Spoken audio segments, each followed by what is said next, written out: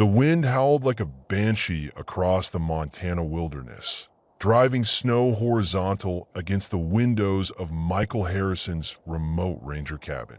He'd weathered plenty of storms in his 15 years as a forest ranger, but this February blizzard was testing even his seasoned nerves. The old cabin creaked and groaned under the assault, its log walls standing firm against nature's fury. Michael sat hunched over his evening report, the scratching of his pen barely audible above the storm's roar. Temperature readings, wildlife observations, trail conditions, the mundane details that kept the wilderness safe and accessible. The wood stove crackled warmly in the corner, casting dancing shadows across the sparse furnishings that made this place home for half the year. A sound pierced the storm's chaos. Thin, desperate, unmistakably alive. Michael's pen froze mid-sentence. He'd heard every sound the Montana forest could make. Elk bugling, bears grunting, coyotes yipping. This was different. Younger.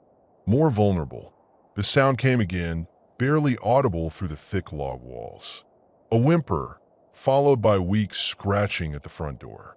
Michael's professional instincts kicked in immediately. His hand moved to the radio on his belt, then stopped. Whatever was out there couldn't wait for backup to arrive through the storm. He moved to the window, wiping condensation from a glass with his sleeve. The porch light illuminated a swirling curtain of snow, but revealed nothing else. The scratching came again, more urgent now, accompanied by a pitiful whine that tugged at something deep in his chest. Michael grabbed his heavy coat from the peg by the door, checking that his service pistol was secure in its holster. 15 years in these woods had taught him caution, especially during storms when desperate animals might behave unpredictably. He flicked on the porch light and slowly opened the door. The wind hit him like a physical blow, driving snow into his eyes and stealing his breath. He squinted into the white chaos, scanning the wooden porch for movement. There, huddled against the door frame, a small dark shape barely visible against the snow. Michael's breath caught in his throat. A wolf pup, maybe 3 months old, lay trembling in the growing snowdrift. Its dark fur was matted with ice, and its eyes, those unmistakable amber eyes, looked up at him with a mixture of fear and desperate hope. The pup's ribs showed clearly through its thin coat, and its breathing came in short, labored pants. "Jesus," Michael whispered, his voice lost in the wind. He'd seen plenty of wildlife in distress over the years, but something about this tiny creature's plight hit him harder than usual. Maybe it was the storm, or maybe it was the way the pup looked at him, not with the wild terror he'd expect, but with something approaching trust. His training screamed warnings. Wolves were protected species, but they were also dangerous predators. Even pups could carry disease. Contact with humans could make them dependent, unable to survive in the wild. The protocol was clear: maintain distance, contact wildlife services, let nature take its course. But protocol didn't account for amber eyes in a storm, or the way the pup's tiny body shook with each gust of wind. Michael found himself kneeling in the snow, extending one gloved hand slowly toward the frightened animal. "Easy there, little one," he murmured, his voice gentler than he'd used in months. "Easy." The pup didn't run. Instead, it lifted its small head, nose twitching as it caught Michael's scent. For a moment that seemed to stretch forever, man and wolf regarded each other through the swirling snow. Then, with a whimper that seemed to hold all the loneliness in the world, the pup struggled to its feet and took one shaky step toward him. Michael's heart hammered against his ribs. This was wrong. This went against everything he'd been trained to do. But looking at this tiny creature, alone and dying in the storm, he couldn't bring himself to care about regulations. "Where's your mama?" "Huh," he asked softly, scanning the tree line for any sign of adult wolves. The forest was empty except for the storm. "She leave you behind?" The pup whimpered again, and Michael made his decision. He couldn't leave it to die, not when he had the power to help. He'd figure out the consequences later. Moving slowly to avoid startling the frightened animal, Michael shrugged out of his heavy coat. The cold bit through his flannel shirt immediately, but he ignored it as he wrapped the coat around the shivering pup. The little wolf was lighter than he'd expected, all bones and matted fur. "Come on then," he said, cradling the bundle against his chest. "Let's get you somewhere warm." He couldn't bring a wild animal into his living space. That much sense remained. But the mudroom off the kitchen would work. It was warmer than outside, but still separate from the main cabin. He could set up something there, at least until the storm passed. The pup didn't struggle as Michael carried it inside. It seemed to understand that it was being helped, or perhaps it was simply too weak to resist. Michael felt the tiny heartbeat against his chest, rapid but steady. Still alive, still fighting. In the mudroom, Michael grabbed an old sleeping bag from the gear closet and arranged it in the corner farthest from the door. The space smelled of wet wool and pine sap, familiar and comforting. He set the pup down gently on the makeshift bed, unwrapping his coat slowly. The wolf pup looked even smaller in the lamplight, its dark fur broken by patches of lighter brown around its ears and muzzle. Those amber eyes tracked Michael's every movement, alert despite obvious exhaustion. It was a beautiful animal, even in its current condition, the kind of creature that belonged on nature documentaries, not shivering in a ranger's mudroom. "Hungry, I bet," Michael said, more to himself than to the pup. He had some leftover venison in the refrigerator, but he wasn't sure what wolf pups ate. Milk? Meat? He'd have to do some research, assuming the phones still worked in the storm. For now, water seemed like the safest option. He filled a shallow bowl from the kitchen tap and set it near the sleeping bag. The pup's nose twitched at the sight, and after a moment's hesitation, it crawled forward and began to drink with desperate gulps. Michael backed away, giving the animal space. His hands shook slightly as he ran them through his gray hair, whether from cold or adrenaline. He couldn't say. What the hell had he just done? Harboring a wild wolf, even a pup, could cost him his job. The Park Service took their regulations seriously, especially when it came to protected species. But as he watched the tiny creature drink, its tail attempting a weak wag for the first time since he'd found it, Michael knew he'd made the right choice. Regulations be damned. Sometimes being human meant acting with your heart instead of your handbook.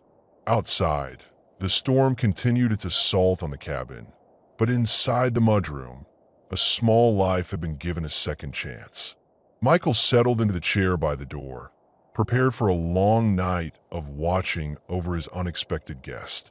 Tomorrow would bring new challenges, but tonight, keeping this little wolf alive was all that mattered.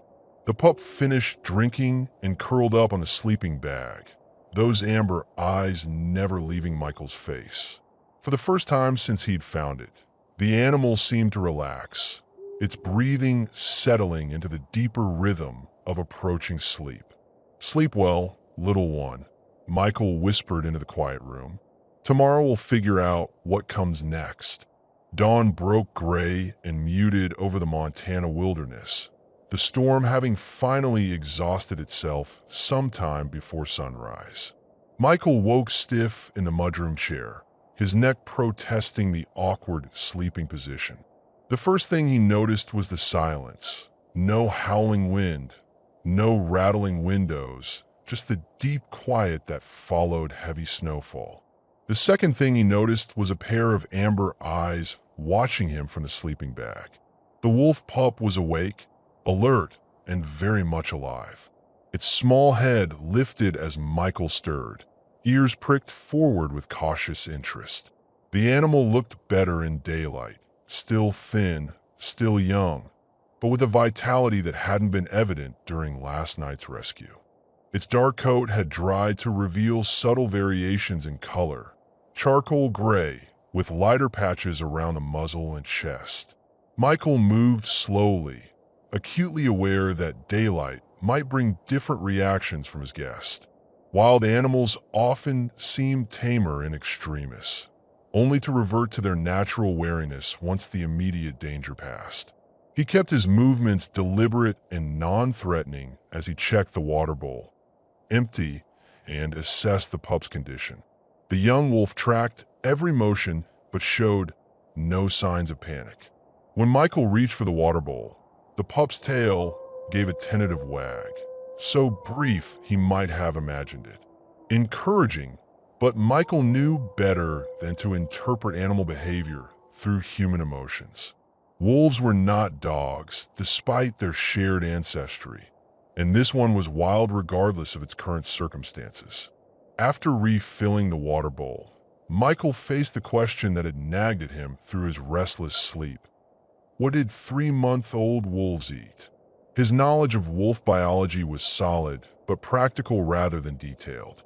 He knew pack structure, territorial behavior, hunting patterns, things relevant to his work managing their presence in the park. Pup nutrition hadn't featured prominently in his training. The refrigerator yielded possibilities. Leftover venison from his last hunting trip, some ground beef that needed using, milk that might work if wolves were anything like domestic dogs. He settled on the venison, cutting it into small pieces and removing any seasoning that might upset a wild stomach. Raw seemed most appropriate, despite his human instinct to cook meat for safety. The pup's reaction to the food bowl was immediate and intense.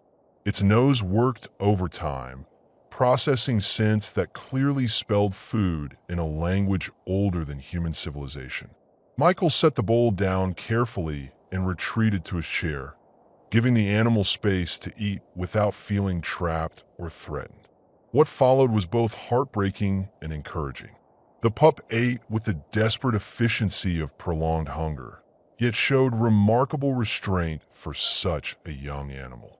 It didn't gulp or gorge, instead taking measured bites while keeping one eye on Michael. Survival instinct warring with starvation, caution balanced against need. Michael found himself studying the young wolf with professional interest. Its movements were economical, purposeful in a way that spoke to excellent breeding. This wasn't some weakling cast out by its pack, but a healthy pup that had simply been separated from its family by circumstances beyond its control. The storm, perhaps, or predator pressure, or simple misadventure. Young animals wandered, got lost, sometimes made poor decisions that cost them their lives. As the pup ate, Michael's mind wandered to protocol. He should be on the radio already, contacting wildlife services and arranging for proper placement.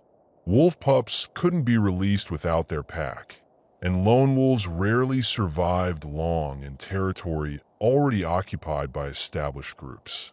This little one would likely end up in a wildlife facility, living out its days as an educational ambassador rather than running free through Montana forests.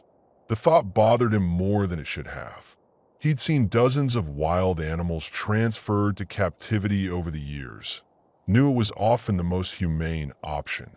But something about this particular wolf struck him differently. Maybe it was the way it had looked at him during the storm, or the quiet dignity it showed even while accepting human help. Whatever the reason, Michael found himself reluctant to make that radio call. The pup finished eating and returned to its bed, but instead of immediately settling down, it began what could only be described as grooming behavior. Small pink tongue working methodically through matted fur, paws carefully cleaning face and ears. The routine was instinctive, programmed by millions of years of evolution, yet somehow touching in its determined normalcy. Michael watched this domestic scene with growing unease, not because the pup was doing anything wrong, but because of his own reaction to it.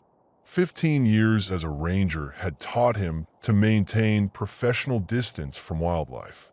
Animals weren't pets. Wilderness wasn't a petting zoo, and anthropomorphizing wild behavior led to poor decisions that usually ended badly for the animals involved. Yet here he sat, finding genuine pleasure in watching a wolf pup clean itself in his mudroom. The cognitive dissonance was uncomfortable but undeniable. Outside, the storm's aftermath revealed itself in brilliant winter sunshine reflecting off pristine snow.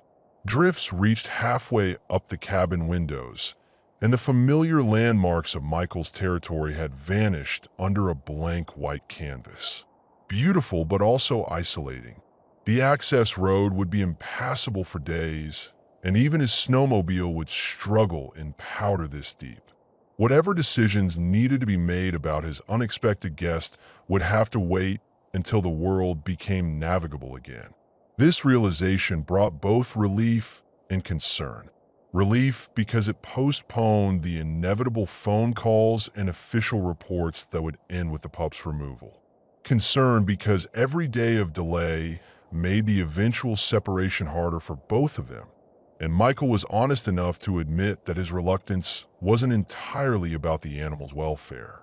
The pup had finished grooming and now lay curled on the sleeping bag, but its eyes remained open and fixed on Michael, not with fear or aggression, but with something approaching curiosity.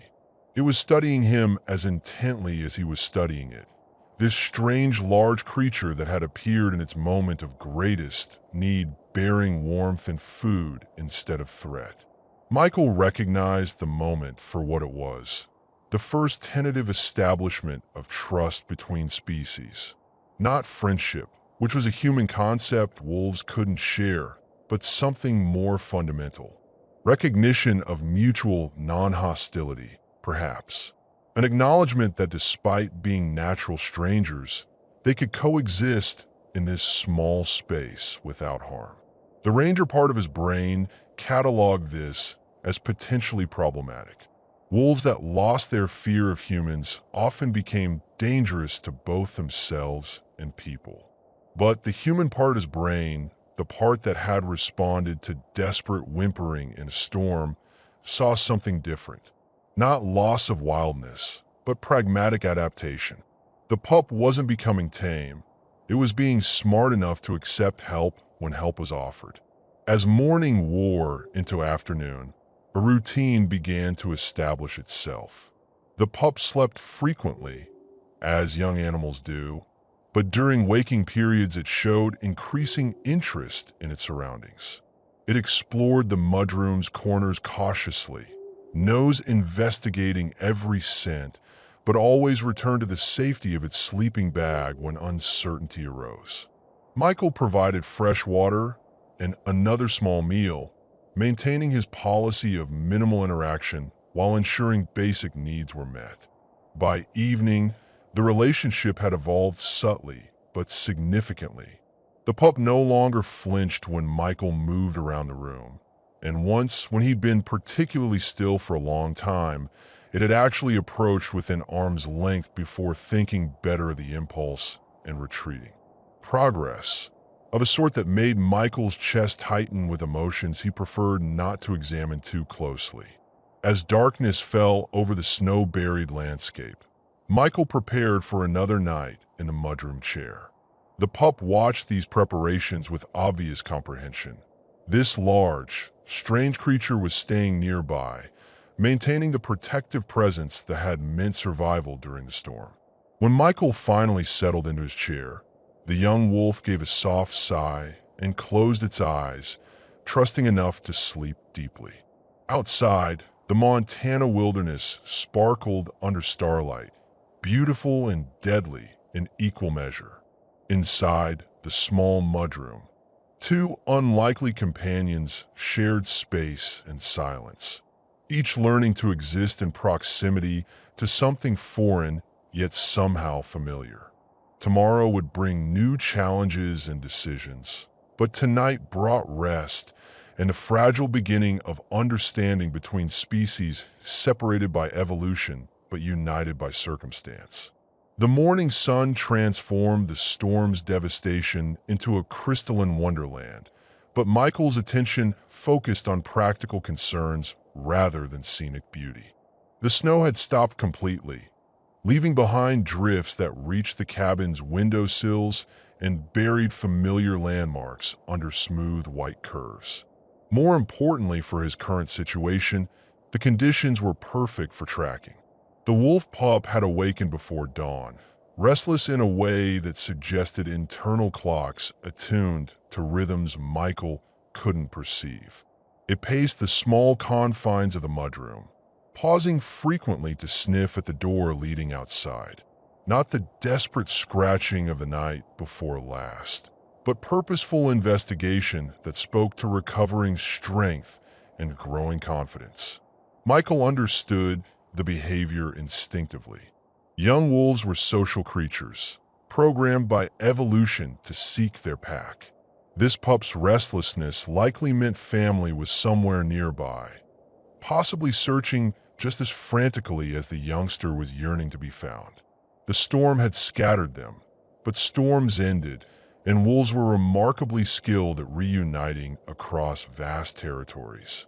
After providing fresh water and another carefully portioned meal of venison, Michael prepared for reconnaissance. His winter gear hung ready by the door: insulated boots, heavy coat, snowshoes that would be essential in powder this deep. The pup watched these preparations with obvious interest, small head tilted in curiosity at the unfamiliar equipment. The outside door opened onto a world transformed beyond recognition. Snow had drifted across the porch in sculpted waves, and the steps had vanished entirely beneath a smooth slope of white.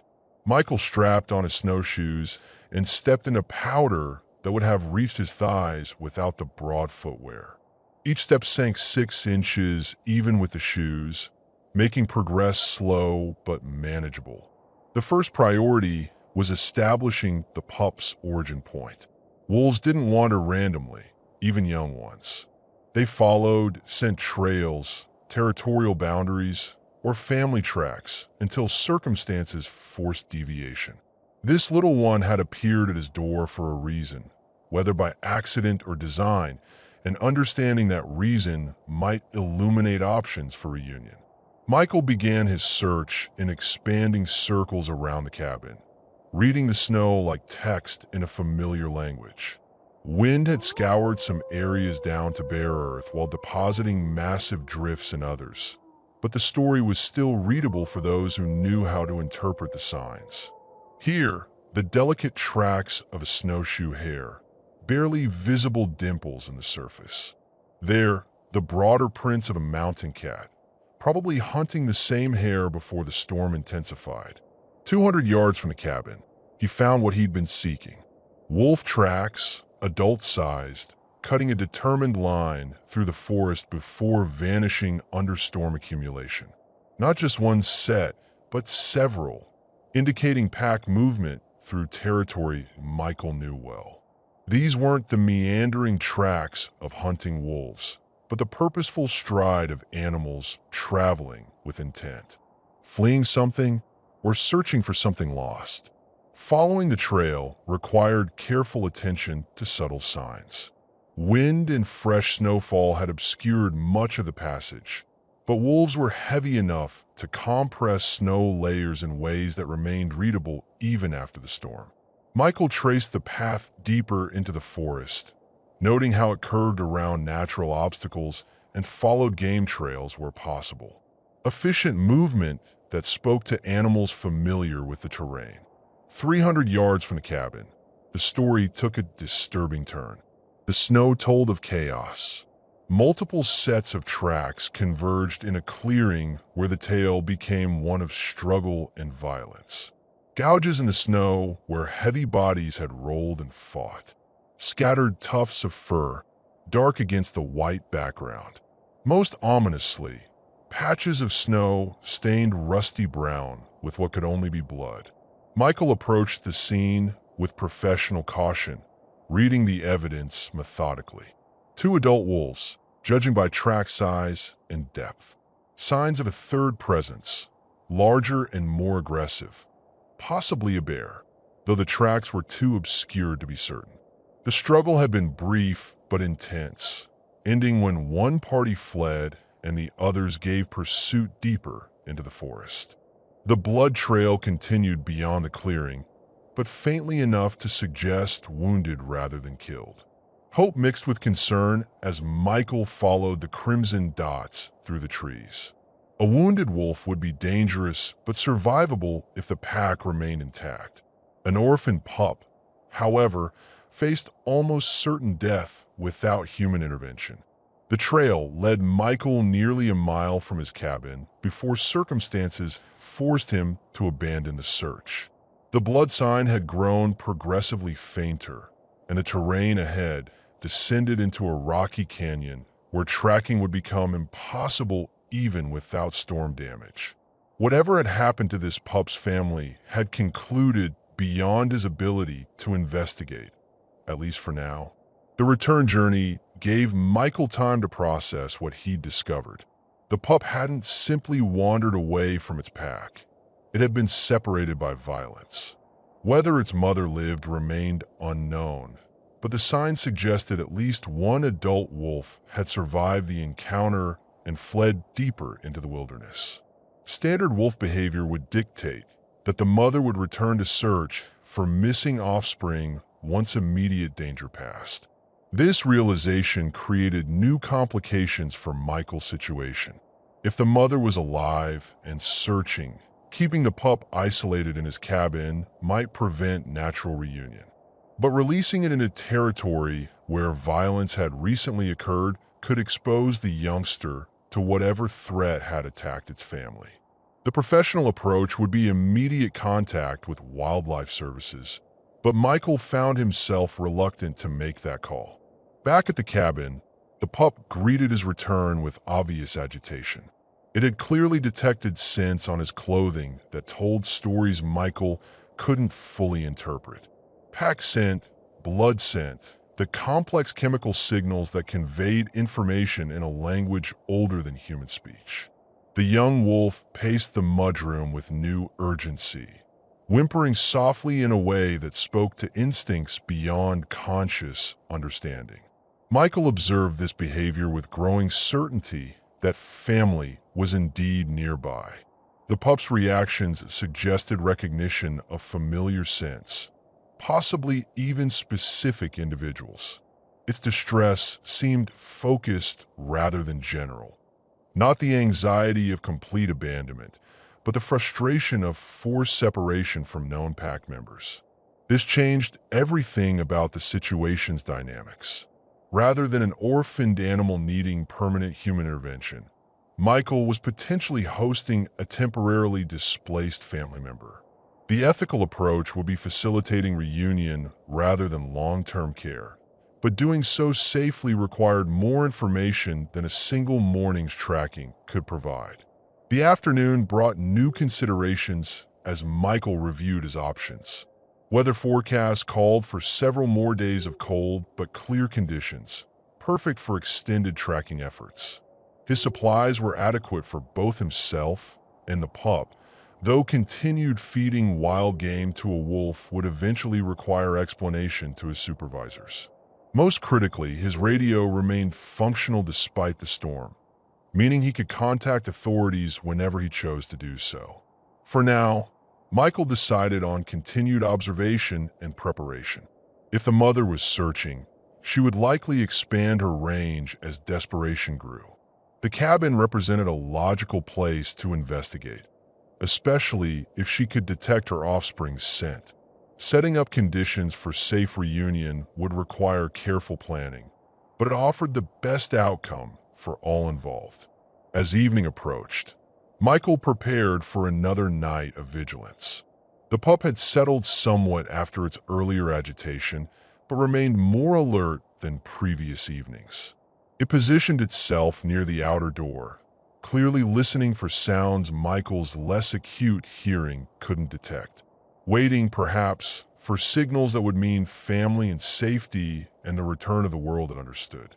Outside, The Montana wilderness held its secrets close, but Michael knew those secrets rarely remained hidden for long. Tomorrow would bring new opportunities for investigation, and possibly answers to questions that would determine both his and the pup's immediate future. For tonight, patience and watchfulness were the only tools available, along with the hope that somewhere in the vast forest, a mother wolf was searching as desperately as her offspring was waiting. The rumble of snowmobile engines broke the morning silence 3 days after Michael had discovered the wolf pup. He recognized the sound immediately. 2 machines, probably the heavy-duty models the Park Service used for winter patrols. His colleagues had managed to break through the storm-blocked trails sooner than expected, which meant his period of isolation was ending whether he was ready or not. Michael glanced toward the mudroom, where the pup rested on its makeshift bed. The young wolf had grown noticeably stronger over the past days, its coat regaining luster and its movements becoming more confident. It had also grown more comfortable with Michael's presence, no longer flinching when he entered the room or moved around its space. This growing ease should have been encouraging, but Michael knew it represented exactly the kind of human habituation that made wild animals unsuitable for release. The snowmobiles drew closer, their engines echoing off the surrounding peaks. Michael could identify the riders now. Tom Bradley from the North Station and Sarah Chun from headquarters in Kalispell. Both were experienced rangers, and both would immediately recognize the implications of harboring a wolf pup. The conversation ahead would require careful navigation if Michael hoped to maintain any control over the situation. He stepped onto the porch as the machines rounded the final bend, their bright orange Park Service colors stark against the pristine snow. Tom killed his engine first, pulling off his helmet to reveal a weathered face creased with concern. Sarah followed suit, her dark eyes already scanning the cabin and outbuildings with professional thoroughness. "Rough storm," Tom called out, shaking snow from his boots as he approached the porch steps. "Lost contact with you for almost 4 days. Everything operational. All systems functional," Michael replied, maintaining the casual tone that had served him well through 15 years of bureaucracy. "Lost power for about 6 hours the first night, but the backup generator handled it fine." Sarah joined them on the porch, her expression more serious than Tom's. She carried herself with the focused intensity of someone destined for advancement within the service, always aware that her actions reflected on supervisors who determined career trajectories.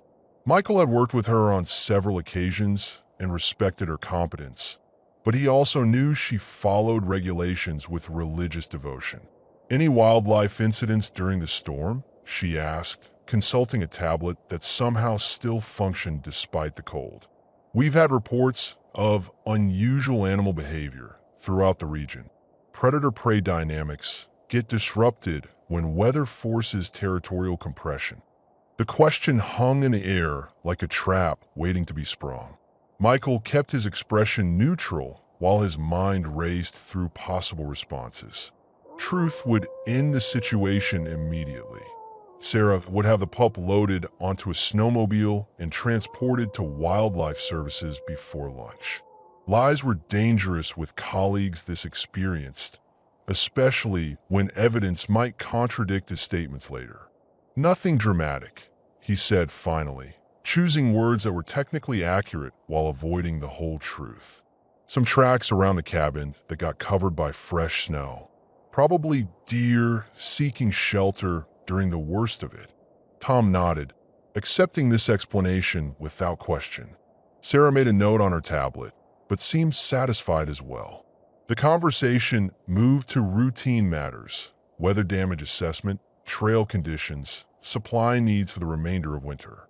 Michael participated normally while hyper-aware of sounds from mudroom. The pup had been quiet all morning, but young animals were unpredictable. A single whimper or scratch would end his deception instantly. Coffee's hot if you want some before heading back, Michael offered as the official business concluded. Standard hospitality, but also a calculated risk. Getting his colleagues inside might expose the pup's presence, but refusing their visit would seem suspicious after days of isolation. The invitation was accepted gratefully. Tom and Sarah followed Michael into the cabin's main room, stamping snow from their boots and shedding heavy outer layers. The familiar ritual of winter visitors, coats hung by the fire, gloves spread to dry, the gradual return of feeling to extremities numbed by mountain cold. Michael prepared coffee with unusual attention to detail, using the task to mask his nervousness while monitoring his guests' reactions to their surroundings. Neither showed signs of detecting anything unusual, though Sarah's trained eye cataloged every aspect of the cabin's interior. Her gaze lingered briefly on the mudroom door, but without apparent suspicion. The conversation over coffee touched on topics that made Michael increasingly uncomfortable. Sarah mentioned new federal guidelines for wolf management, emphasizing the importance of proper reporting procedures when encounters occurred. Tom discussed a recent incident where unauthorized feeding of wildlife had resulted in property damage and ultimately required euthanizing habituated animals. Public safety has to be the priority, Sarah emphasized, warming her hands around her coffee mug. People think they're helping by intervening with distressed wildlife, but they usually create bigger problems. Wild animals aren't pets, no matter how sympathetic their circumstances might appear. Michael nodded agreement, while internally wincing at the accuracy of her assessment. Every word she spoke applied directly to his current situation, yet he found himself unwilling to acknowledge the truth. The pup had become more than just a professional responsibility over the past 3 days. Watching it recover strength and confidence had created an emotional investment that transcended regulatory requirements. Speaking of wolves, Tom interjected, "We've had some unusual activity reports from the southern boundary. Game cameras picked up what looks like a lone adult, female, exhibiting search behavior patterns. Wildlife biologists think she might have lost cubs during the storm." The information hit Michael like a physical blow. A searching mother wolf would explain the pup's periodic restlessness, the way it positioned itself near the door during quiet moments, listening for signals beyond human perception. His tracking expedition had suggested family nearby, but this confirmed that reunion remained possible if handled properly. Sarah consulted her tablet again, apparently accessing recent reports. The search pattern suggests she's working a grid through the high country, probably following scent trails disrupted by the storm. Standard behavior for displaced pack animals, but it puts her in conflict with established territorial boundaries. Could lead to violent encounters if she crosses into occupied range.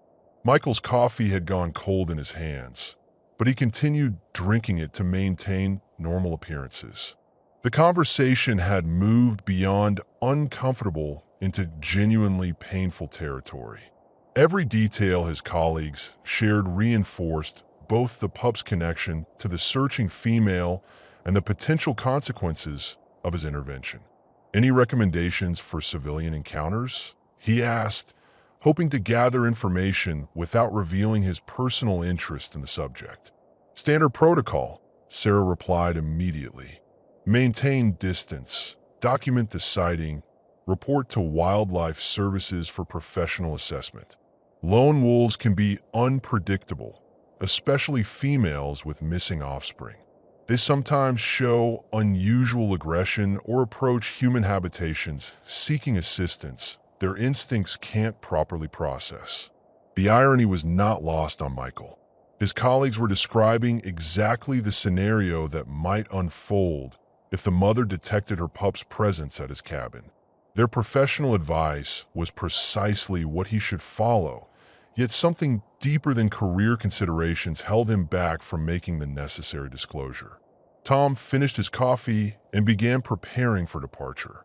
Road crews should have the access route clear by tomorrow afternoon. Want us to put in a supply request for anything specific? Michael declined, maintaining that his winter stores remained adequate. The offer was routine courtesy, but it reminded him that his isolation was ending. Regular contact with headquarters would resume, making his current deception increasingly difficult to maintain. Decisions postponed by storm conditions would soon require resolution. As his colleagues prepared to leave, Sarah paused near the mudroom door. For a moment that seemed to stretch indefinitely, she stood motionless, head slightly tilted in the listening posture Michael recognized from years of field work. His heart hammered against his ribs while he fought to maintain casual conversation with Tom about spring assignment schedules. The pause ended without comment. Sarah rejoined the departure preparations, apparently satisfied that nothing unusual required investigation. Within minutes, both rangers had suited up for the return journey, their snowmobiles loaded with equipment and documentation for the morning's inspection. "Stay safe out here," Tom called as the engines roared to life. Weather Service says another system's moving in early next week. Michael waved acknowledgement from the porch, maintaining his composed facade until the snowmobiles disappeared around the bend and their engine noise faded into forest silence. Only then did he allow himself to slump against the cabin wall, adrenaline slowly subsiding as the immediate crisis passed. The visit had clarified several crucial points. His colleagues suspected nothing about the pup's presence, but their casual mention of the searching mother wolf confirmed that reunion remained possible. More critically, their emphasis on proper protocols served as clear warning about the consequences of his current course of action. Discovery would mean immediate removal of the pup, disciplinary action, and possibly termination of his career. Yet, as Michael returned to the mudroom and found the young wolf watching him with those intelligent amber eyes, he knew the morning's revelations hadn't changed his fundamental decision. Right or wrong, legal or illegal, he wasn't ready to surrender this small life to bureaucratic processing. The pup deserved a chance at freedom with its family, not captivity in a wildlife facility, and Michael was prepared to accept the personal risks involved in providing that opportunity. The next phase would require more careful planning and greater caution, but the goal remained clear. Somewhere in the Montana wilderness, a mother was searching for her lost offspring. Michael's job was ensuring they found each other safely, regardless of what regulations or career consequences might follow. The wolf pup had acquired a name, though Michael hadn't consciously decided to name it. Shadow had emerged naturally from watching the young animal move around the mudroom. Always present at the periphery of vision, dark fur blending with corners and doorways, amber eyes reflecting light from unexpected angles. The name felt right in a way that surprised Michael with its emotional resonance. A week had passed since Tom and Sarah's visit, and Shadow's transformation had been remarkable to witness. The emaciated, hypothermic creature from that first storm night had evolved into something approaching a normal wolf pup, alert, curious, and increasingly confident in its temporary sanctuary. The change was both encouraging and troubling for reasons Michael preferred not to examine too closely. The morning routine had developed organically around Shadow's natural rhythms. The pup woke with dawn, regardless of weather conditions, apparently programmed by instincts that recognized no human concept of weekends or schedules. It would stretch methodically, inspect its water bowl, and then position itself near the outer door to listen for sounds from the forest beyond. Michael had learned to time his own activities around these patterns, finding unexpected satisfaction in accommodating another creature's needs. Feeding had evolved from desperate necessity to something resembling normal behavior. Shadow no longer attacked its food with starvation urgency. Instead, eating with a measured pace that suggested genuine recovery. The pup had also developed preferences. It favored the venison over ground beef, showed enthusiasm for small bones that provided both nutrition and entertainment, and had learned to associate the sound of the refrigerator door with mealtime. These developments should have been purely positive, but Michael's ranger training recognized the warning signs they represented. Wild animals that developed routines around human presence were well on their way to habituation, the process that made them unsuitable for release back into natural environments.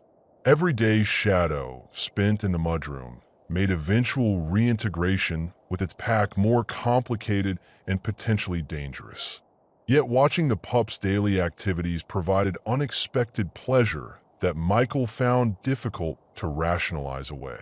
Shadow had begun what could only be called play behavior, manipulating objects around the mudroom with obvious enjoyment. An old boot became a favored toy, dragged around the room and occasionally shaken with mock ferocity that suggested healthy development of hunting instincts. More significantly, Shadow had started attempting interaction with Michael himself. Not the desperate attention-seeking of domestic animals, but something more subtle, positioning itself where it could observe Michael's activities, occasionally approaching close enough for mutual inspection before retreating to safe distances. The behavior suggested recognition of Michael as a non-threatening presence rather than fearful avoidance or inappropriate dependence. Michael found himself studying wolf behavior with new intensity, consulting reference materials he'd never thought to examine during 15 years of forest management. Pup development patterns, pack social structures, territorial behaviors. Information that had seemed academically irrelevant suddenly became personally crucial. Understanding Shadow's instincts might provide insights into facilitating eventual reunion with its family. The research proved both enlightening and concerning. Wolf pups remained dependent on pack support much longer than most people realized, requiring not just nutrition, but complex social education that prepared them for adult life. Skills like hunting techniques, territorial recognition, and dominance hierarchies could only be learned through interaction with experienced pack members. No amount of human care could substitute for this natural education process. This knowledge reinforced Michael's growing certainty that keeping Shadow permanently was neither feasible nor ethical. The pup needed its family not just for immediate survival, but for proper development into a functional wild animal. Every day of separation reduced the likelihood of successful reintegration, creating time pressure that made his current indecision increasingly problematic. External factors were also shifting in ways that demanded resolution. The weather had cleared completely, leaving crystal blue skies and temperatures that climbed above freezing during midday hours. Road access to the cabin had been fully restored, meaning regular contact with headquarters would resume immediately. Michael's window for private decision-making was closing rapidly. More critically, his radio had been crackling with increased chatter about the lone female wolf Tom had mentioned. Game cameras throughout the region were documenting her systematic search pattern, and wildlife biologists were growing concerned about potential territorial conflicts as she moved through areas occupied by established packs. Several sightings had placed her within 5 miles of Michael's cabin, close enough that encounter was becoming inevitable rather than merely possible. This proximity created both opportunity and danger. If the searching female was indeed Shadow's mother, her nearness offered the best chance for successful reunion. But lone wolves in search mode could exhibit unpredictable behavior, especially around human habitations. Michael's intervention might have saved Shadow's life, but it had also created a situation where the pup's scent was now thoroughly mixed with human scent, potentially complicating recognition and acceptance by its natural family. The afternoon brought new developments that forced Michael to confront the inadequacy of his current approach. Shadow had grown restless in a way that transcended normal pup energy, pacing the mudroom with obvious agitation while frequently pausing to sniff at the door leading outside. The behavior suggested sensory input Michael couldn't detect, scents or sounds that conveyed information in the chemical language wolves use for communication. Around 3 o'clock, Shadow's agitation intensified dramatically. The pup abandoned its usual activities to focus entirely on the outer door, occasionally emitting soft whimpers that seemed directed toward the forest beyond. Its body language conveyed urgent need to investigate something that existed outside Michael's perceptual range, but clearly registered as significant in Shadow's world. Michael opened the door cautiously, immediately understanding the source of Shadow's excitement. Fresh tracks crossed the snow-covered yard. Adult wolf prints, recent enough to show crisp definition in the late afternoon light. The tracks approached to within 20 feet of the cabin before circling back toward the tree line, suggesting reconnaissance rather than random passage. Shadow pressed against Michael's legs, vibrating with excitement as forest scents flooded into the mudroom. The pup's reaction left no doubt about the track's significance. Family had found the trail, and reunion was no longer a distant possibility, but an immediate necessity requiring careful management. The next few hours would be crucial for all involved. Michael needed to facilitate safe contact between Shadow and what was almost certainly its mother, while ensuring the human presence didn't complicate natural recognition processes. The task required delicate timing and considerable courage, since approaching a searching mother wolf carried obvious personal risks. As evening approached, Michael made his preparations with the methodical care his ranger training had ingrained.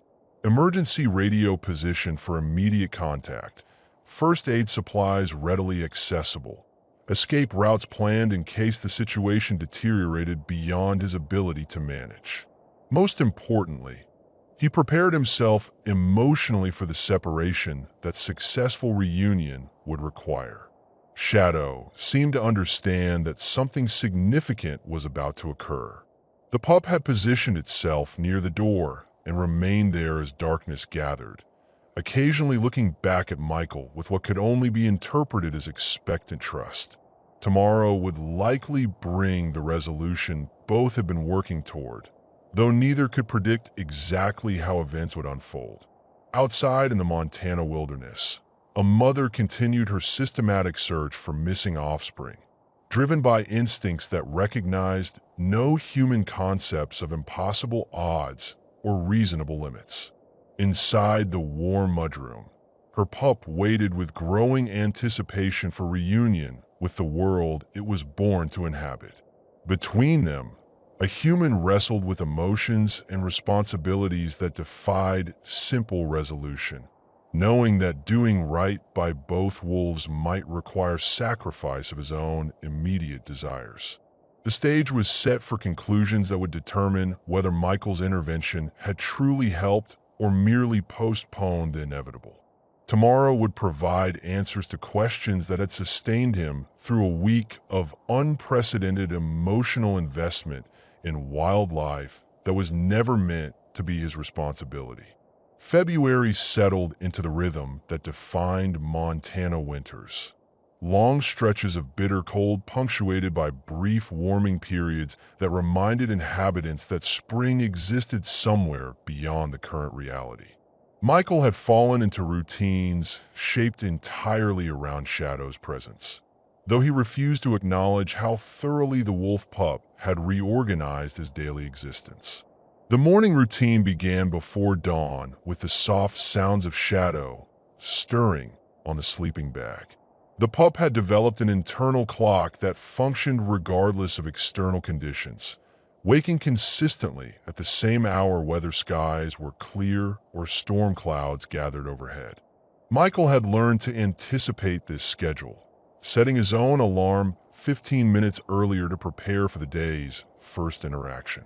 Shadow's awakening followed predictable patterns that Michael found himself documenting with scientific precision. First came the methodical stretching routine, front legs extended, back arched, each muscle group addressed with deliberate attention.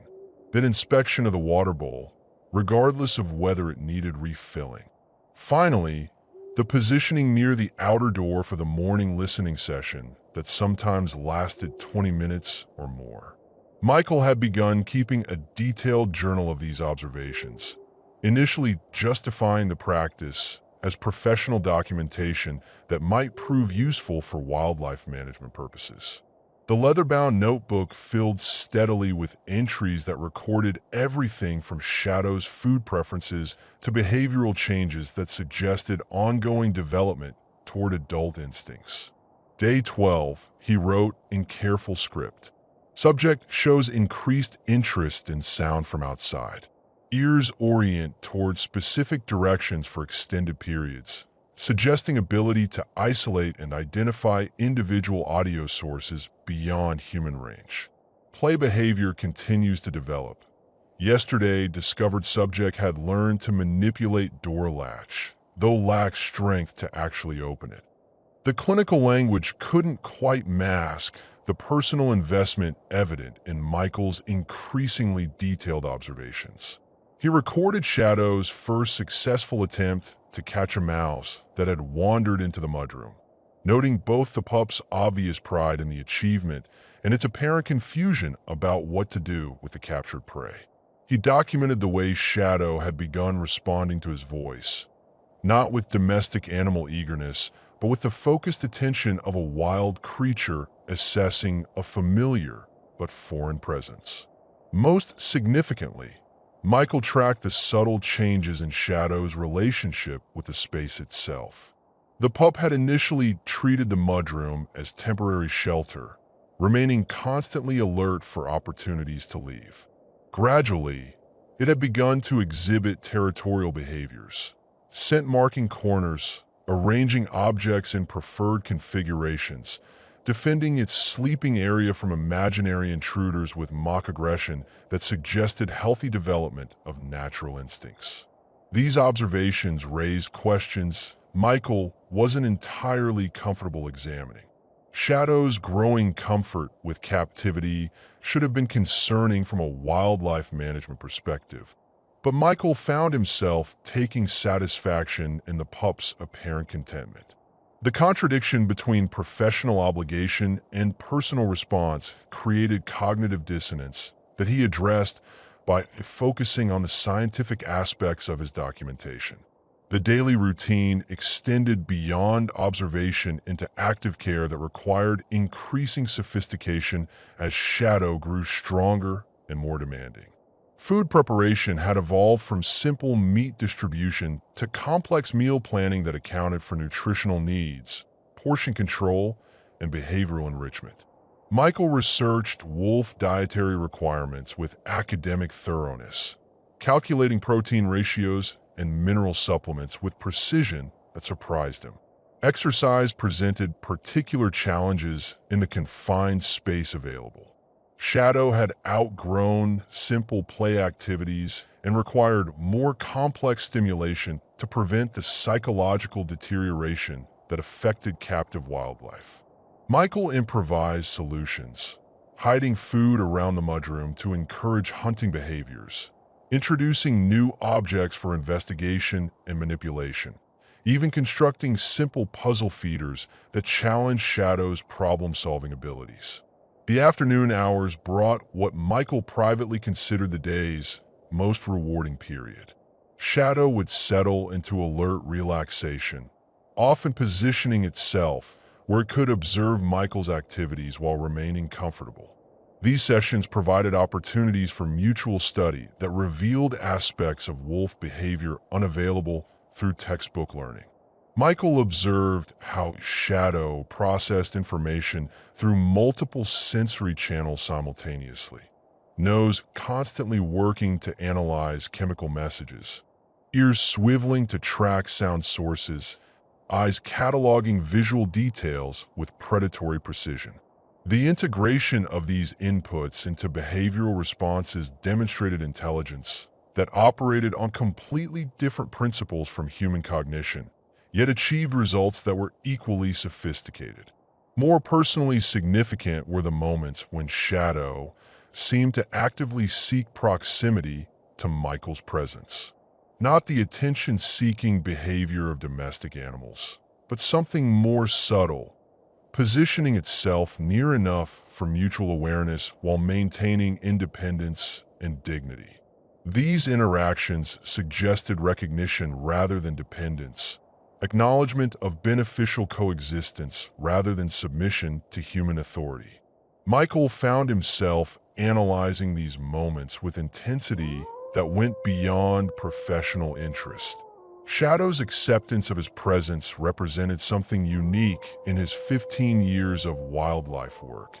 Voluntary association between species that typically maintained careful distance from each other.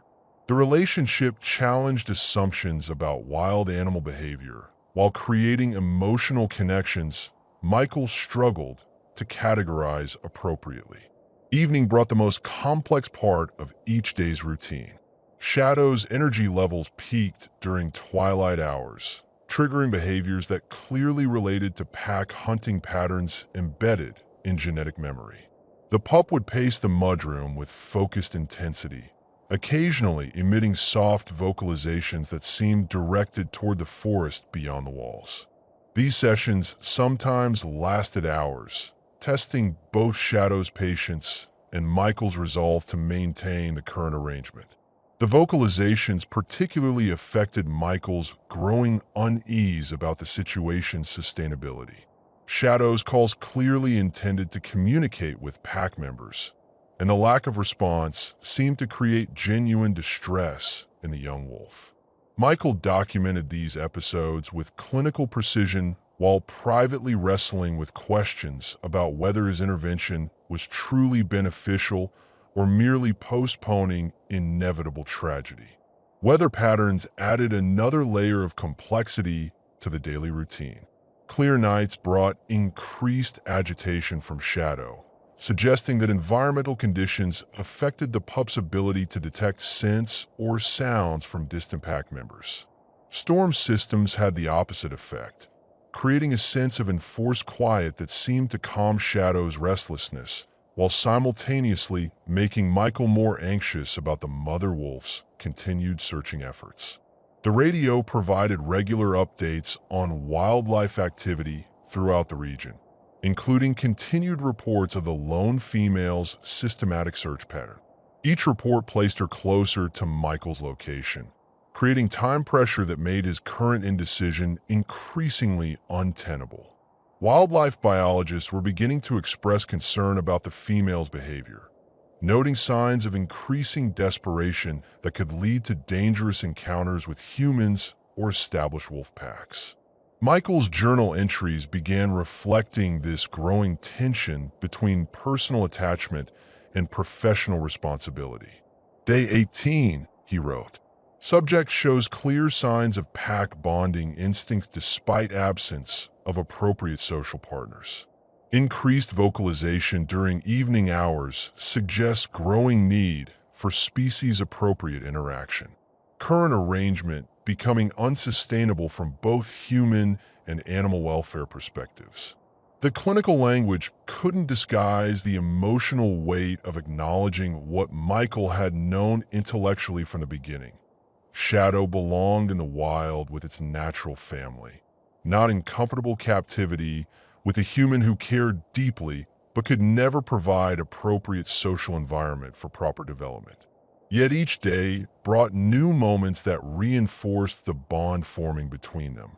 Shadow's obvious intelligence, its gradual trust, the way it seemed to anticipate Michael's routines and adjust its own behavior accordingly. These developments created emotional investment that transcended professional obligations. Michael found himself looking forward to interactions with Shadow in ways that complicated his ability to maintain objective assessment of the situation. As February progressed toward March, external pressures mounted alongside internal conflicts. The weather was moderating enough to allow regular patrols, meaning increased likelihood of discovery by colleagues. Radio chatter about the searching female intensified, with wildlife services beginning to coordinate intervention efforts that could affect both mother and offspring. Most critically, Shadow's continued development was making the pup less suitable for release with each passing day. The converging factors created urgency that Michael could no longer ignore through detailed documentation and careful routine maintenance. Decisions postponed by winter conditions would soon require resolution, regardless of personal preferences or emotional attachments. The question was no longer whether Shadow would rejoin its pack, but how to ensure that reunion occurred safely and successfully despite complications created by prolonged human contact. Standing at the threshold between winter and spring, between professional duty and personal attachment, Michael prepared for choices that would determine the outcome of an intervention that had begun with simple humanitarian impulse, but had evolved into something far more complex and emotionally demanding than he had anticipated.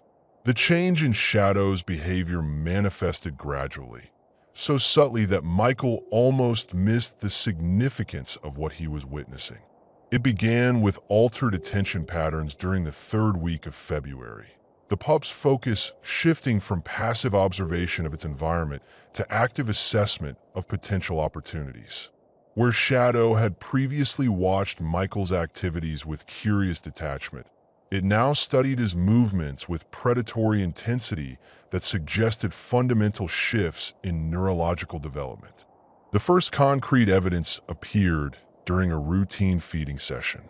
Michael had scattered small pieces of venison around the mudroom floor, a technique designed to encourage natural foraging behaviors rather than passive dependence on bowl feeding. Shadow approached the task differently than before, moving with deliberate stealth rather than straightforward hunger. Each piece of meat became prey to be stalked, cornered, and captured through elaborate hunting sequences that bore little resemblance to simple eating. Michael observed this transformation with fascination that bordered on professional obsession. His journal entries became increasingly detailed as he documented behaviors that textbooks could describe but rarely captured in their full complexity. Shadow's play had evolved beyond simple object manipulation into sophisticated scenarios that mimicked adult hunting techniques with remarkable accuracy for such a young animal.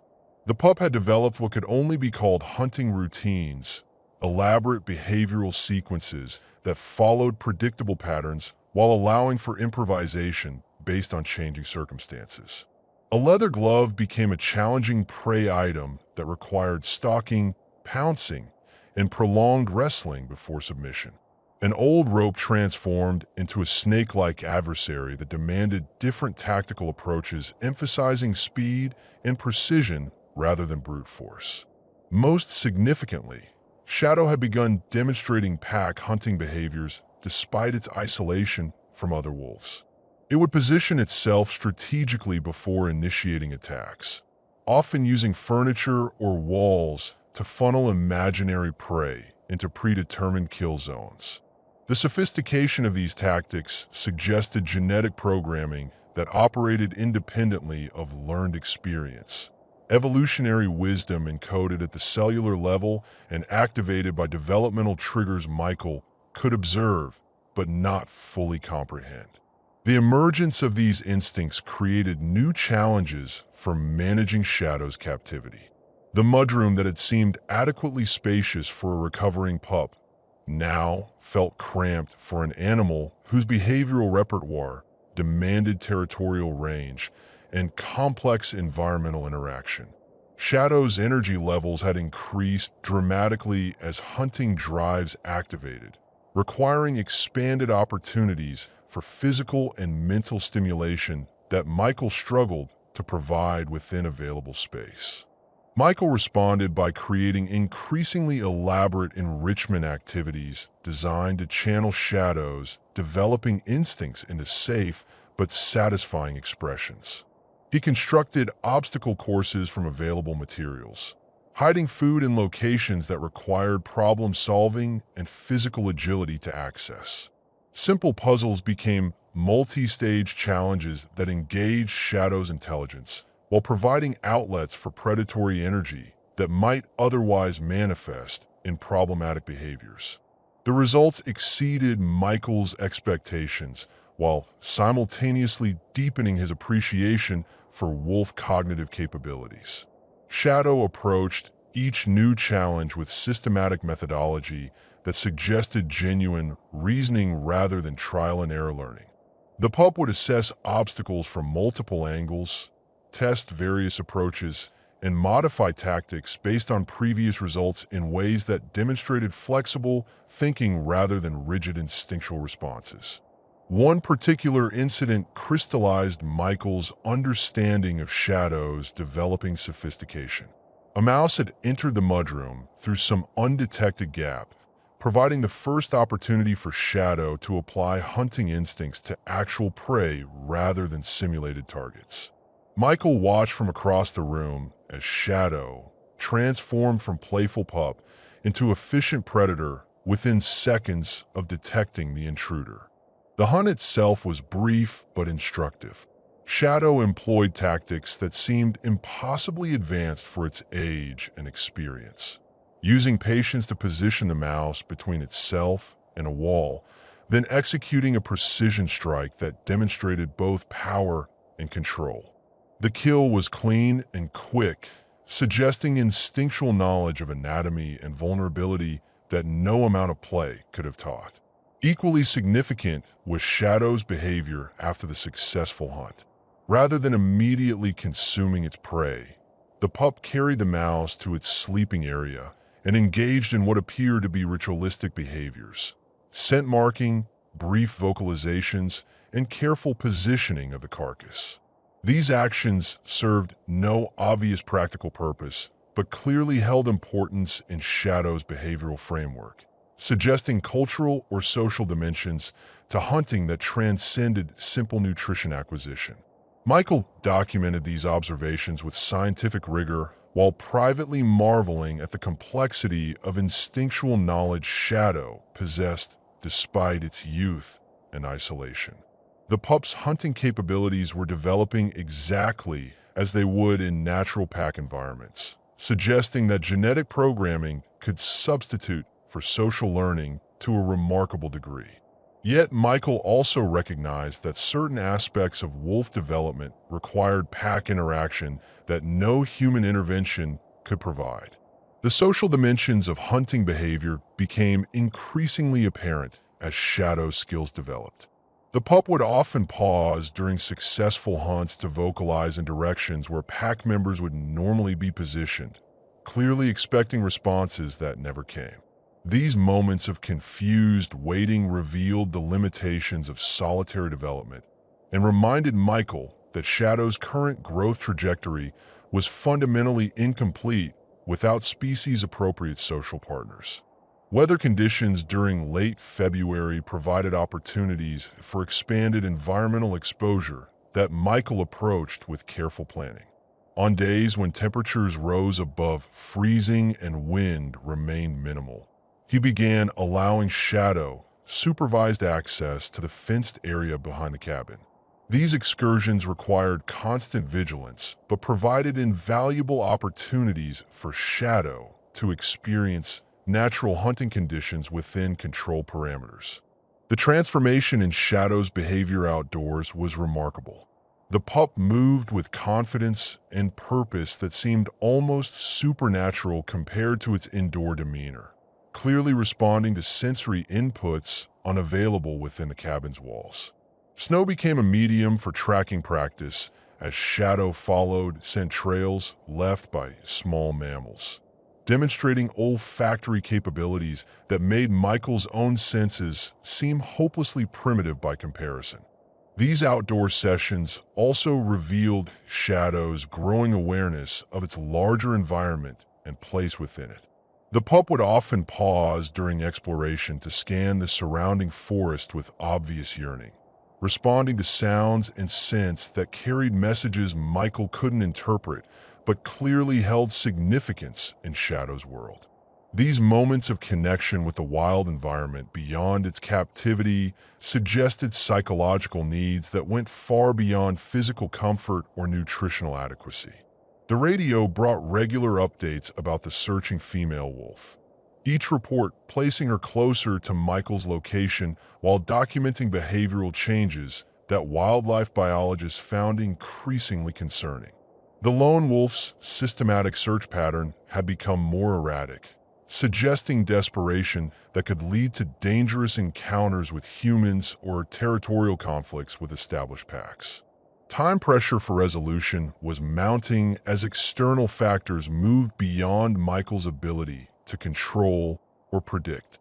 Michael's journal entries began reflecting the tension between Shadow's obvious development success and the growing impossibility of maintaining their current arrangement. Date 24, he wrote. Subject demonstrates hunting competencies approaching adult levels despite minimal experience with actual prey. Predatory instincts fully activated and requiring increasingly complex outlets for appropriate expression. Current captivity arrangements becoming inadequate for supporting continued healthy development.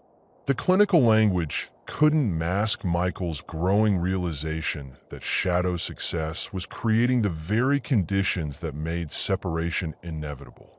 The pup was developing exactly as it should, which meant it was outgrowing the artificial environment Michael had created for its recovery.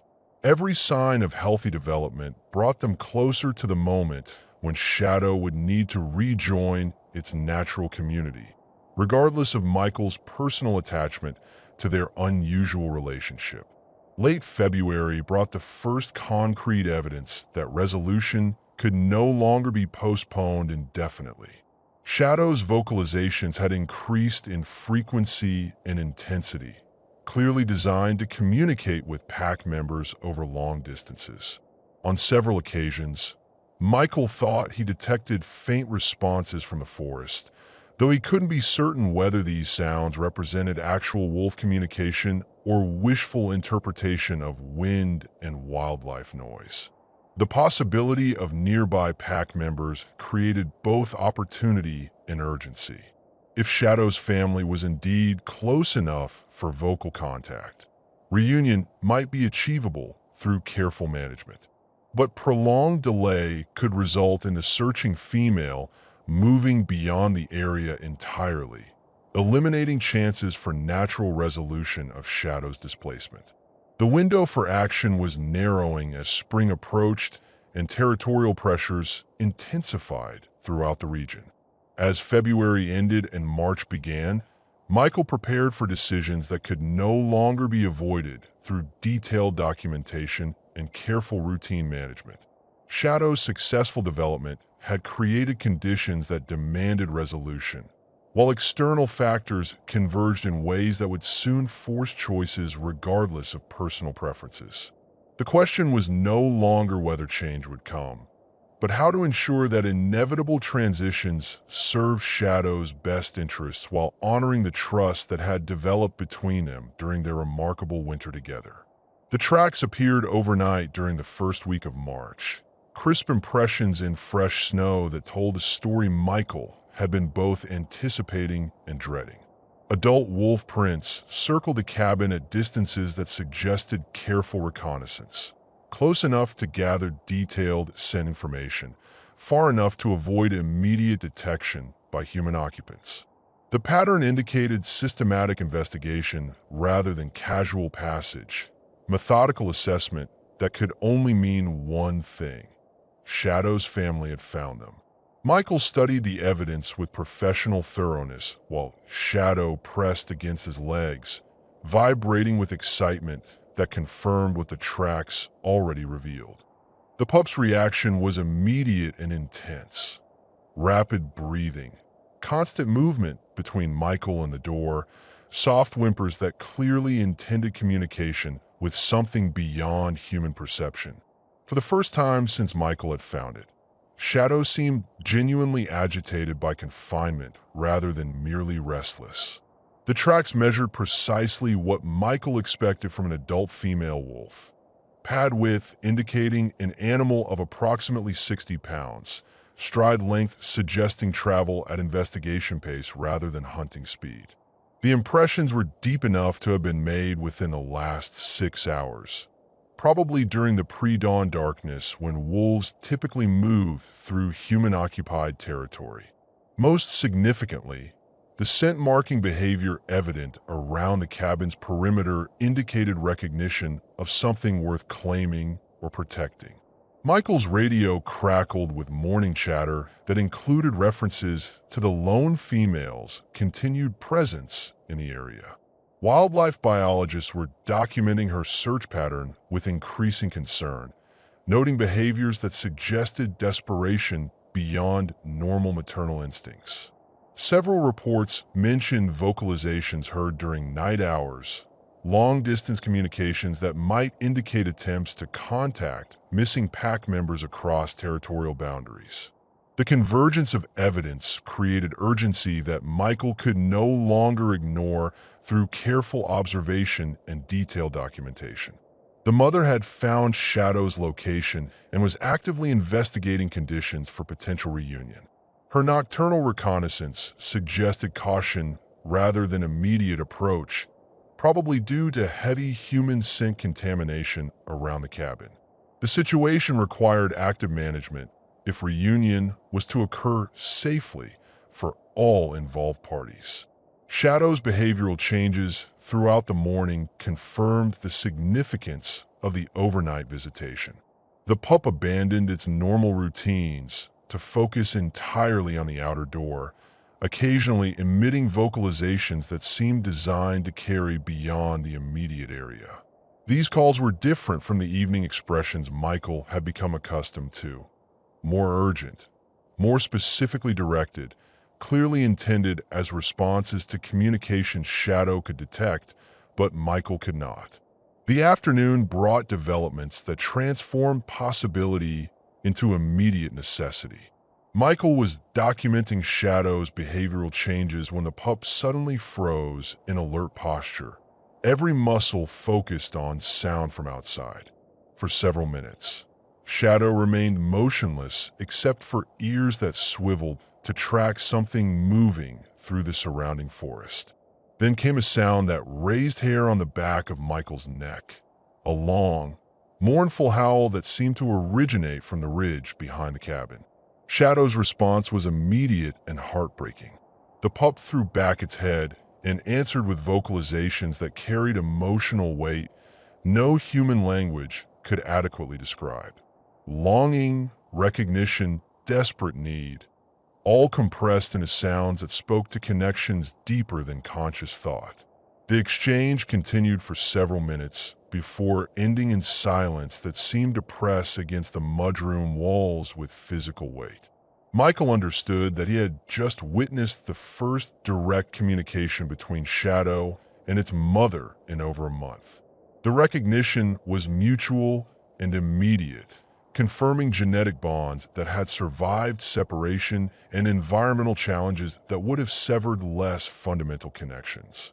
The moment represented both triumph and tragedy, successful location of missing offspring, but under circumstances that complicated natural reunion processes. The evening brought additional evidence of maternal presence. Fresh tracks appeared throughout the cabin's immediate vicinity, including approaches to within 10 feet of the mudroom door. The mother was growing bolder as she gathered information about her offspring's condition and the nature of human involvement in its situation. Her scent marking had intensified, creating chemical communications that caused Shadow to respond with increased agitation and obvious desire to venture outside. Michael's journal entry for that day reflected the complexity of emotions and practical considerations converging around the situation. Day 32. he wrote. Direct contact established between subject and presumed mother. Behavioral responses confirm familial recognition and mutual desire for reunion. Human involvement, now clearly identified as primary obstacle to natural resolution. Intervention required within immediate time frame to prevent psychological trauma to both animals. The clinical language couldn't disguise Michael's recognition that his role had shifted from rescuer to impediment. His intervention had saved Shadow's life, but continued captivity was now preventing the reunion both wolves desperately sought. The mother's increasing boldness suggested desperation that could lead to dangerous attempts to retrieve her offspring, while Shadow's growing agitation indicated psychological stress that could affect its ability to readjust to pack life, even if reunion was achieved. Sleep became impossible as the night progressed. Shadow paced the mudroom constantly, pausing only to vocalize toward the forest in communications that were answered with increasing frequency. The exchanges seemed to follow patterns Michael couldn't decipher, but clearly carried specific meaning between the participants. Mother and offspring were coordinating something beyond his comprehension, planning actions that might not account for human safety or administrative complications. Weather conditions added another layer of urgency to the developing situation. March storms were predicted for later in the week, systems that could scatter the wolves again and eliminate current opportunities for reunion. The mother's search had brought her to the edge of her species' endurance limits, and prolonged delay might result in her abandoning the effort in favor of survival necessities. The window for natural resolution was narrowing rapidly. Michael spent the pre-dawn hours weighing options that all involved significant personal and professional risks. Immediate release of Shadow might result in successful reunion, but could also expose the pup to territorial conflicts or predation if pack dynamics had changed during its absence. Continued captivity guaranteed Shadow's physical safety, but ignored its psychological needs and prevented natural family reunification. Official intervention would ensure procedural correctness, but would likely result in permanent separation and captivity for an animal that clearly belonged in the wild. The decision crystallized as sunrise illuminated fresh snow that contained a full narrative of overnight activities. The mother had approached to within 5 feet of the mudroom door, close enough to exchange detailed SIN information with her offspring through the physical barrier that separated them. Her tracks showed circling behaviors that indicated frustrated attempts to understand why her pup remained inaccessible despite being obviously present and responsive to communication. Shadow's condition throughout the morning confirmed that the current situation had become unsustainable. The pup showed signs of genuine distress that went beyond normal captivity stress. Rapid breathing, constant vocalization, refusal to eat despite empty stomach. These symptoms suggested psychological trauma that could have permanent effects on Shadow's ability to function as a normal wolf, even if eventual reunion was achieved through official channels. Michael's decision emerged from the convergence of factors that eliminated all alternatives except action. Shadow needed its mother immediately, not after administrative processing and bureaucratic delays. The mother needed her offspring before desperation drove her to dangerous behaviors that could result in tragedy for both wolves and potential human casualties. Most critically, the natural bond between them was strong enough to overcome complications created by human intervention if Michael could facilitate reunion under controlled circumstances. The plan that formed required careful timing and considerable personal courage. Michael would need to create conditions that allowed safe contact between mother and offspring while maintaining enough control to intervene if the situation deteriorated. The approach violated numerous regulations and exposed him to both physical danger and career termination, But every alternative involved greater risks to the animals whose welfare had become his primary concern. As afternoon shadows lengthened across the snow-covered clearing around his cabin, Michael prepared for actions that would determine whether his winter-long intervention concluded with triumph or tragedy. Somewhere in the surrounding forest, a mother wolf waited for developments that would restore her family or confirm the loss of offspring to circumstances beyond her ability to understand or address. The stage was set for reunion or disaster, with Michael serving as the critical link between wild instincts and artificial barriers that had kept a family separated for far too long. Tomorrow would provide answers to questions that had sustained him through a month of unprecedented emotional investment in lives that were never meant to intersect with his own. The sound of an approaching vehicle on a Tuesday morning in mid-March sent Michael into immediate crisis mode. No visitors were scheduled, and the distinctive rumble of a Park Service truck meant official business that could not be postponed or deflected through casual conversation.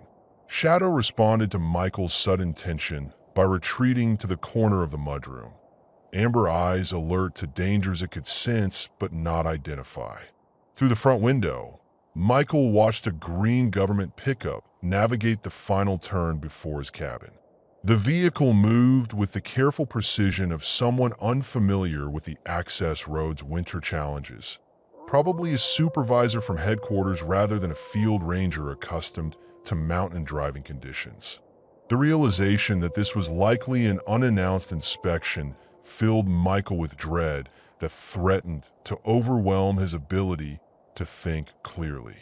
The truck pulled to a stop beside Michael's own vehicle, and a figure emerged that Michael recognized with sinking certainty.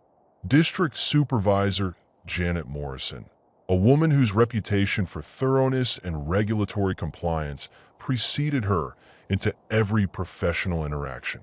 Morrison had been appointed to her position specifically because of her ability to identify and address procedural violations, making her the worst possible visitor given Michael's current circumstances.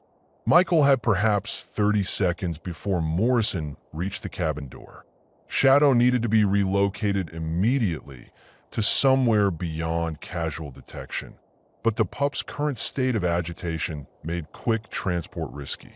The young wolf was already stressed by the morning's unusual activity, and attempting to move it under pressure could result in escape or injury that would make concealment impossible. The decision was made through necessity rather than planning. Michael grabbed Shadow's sleeping bag and the remaining venison from the mudroom refrigerator, then scooped up the pup with practiced efficiency developed over weeks of daily handling.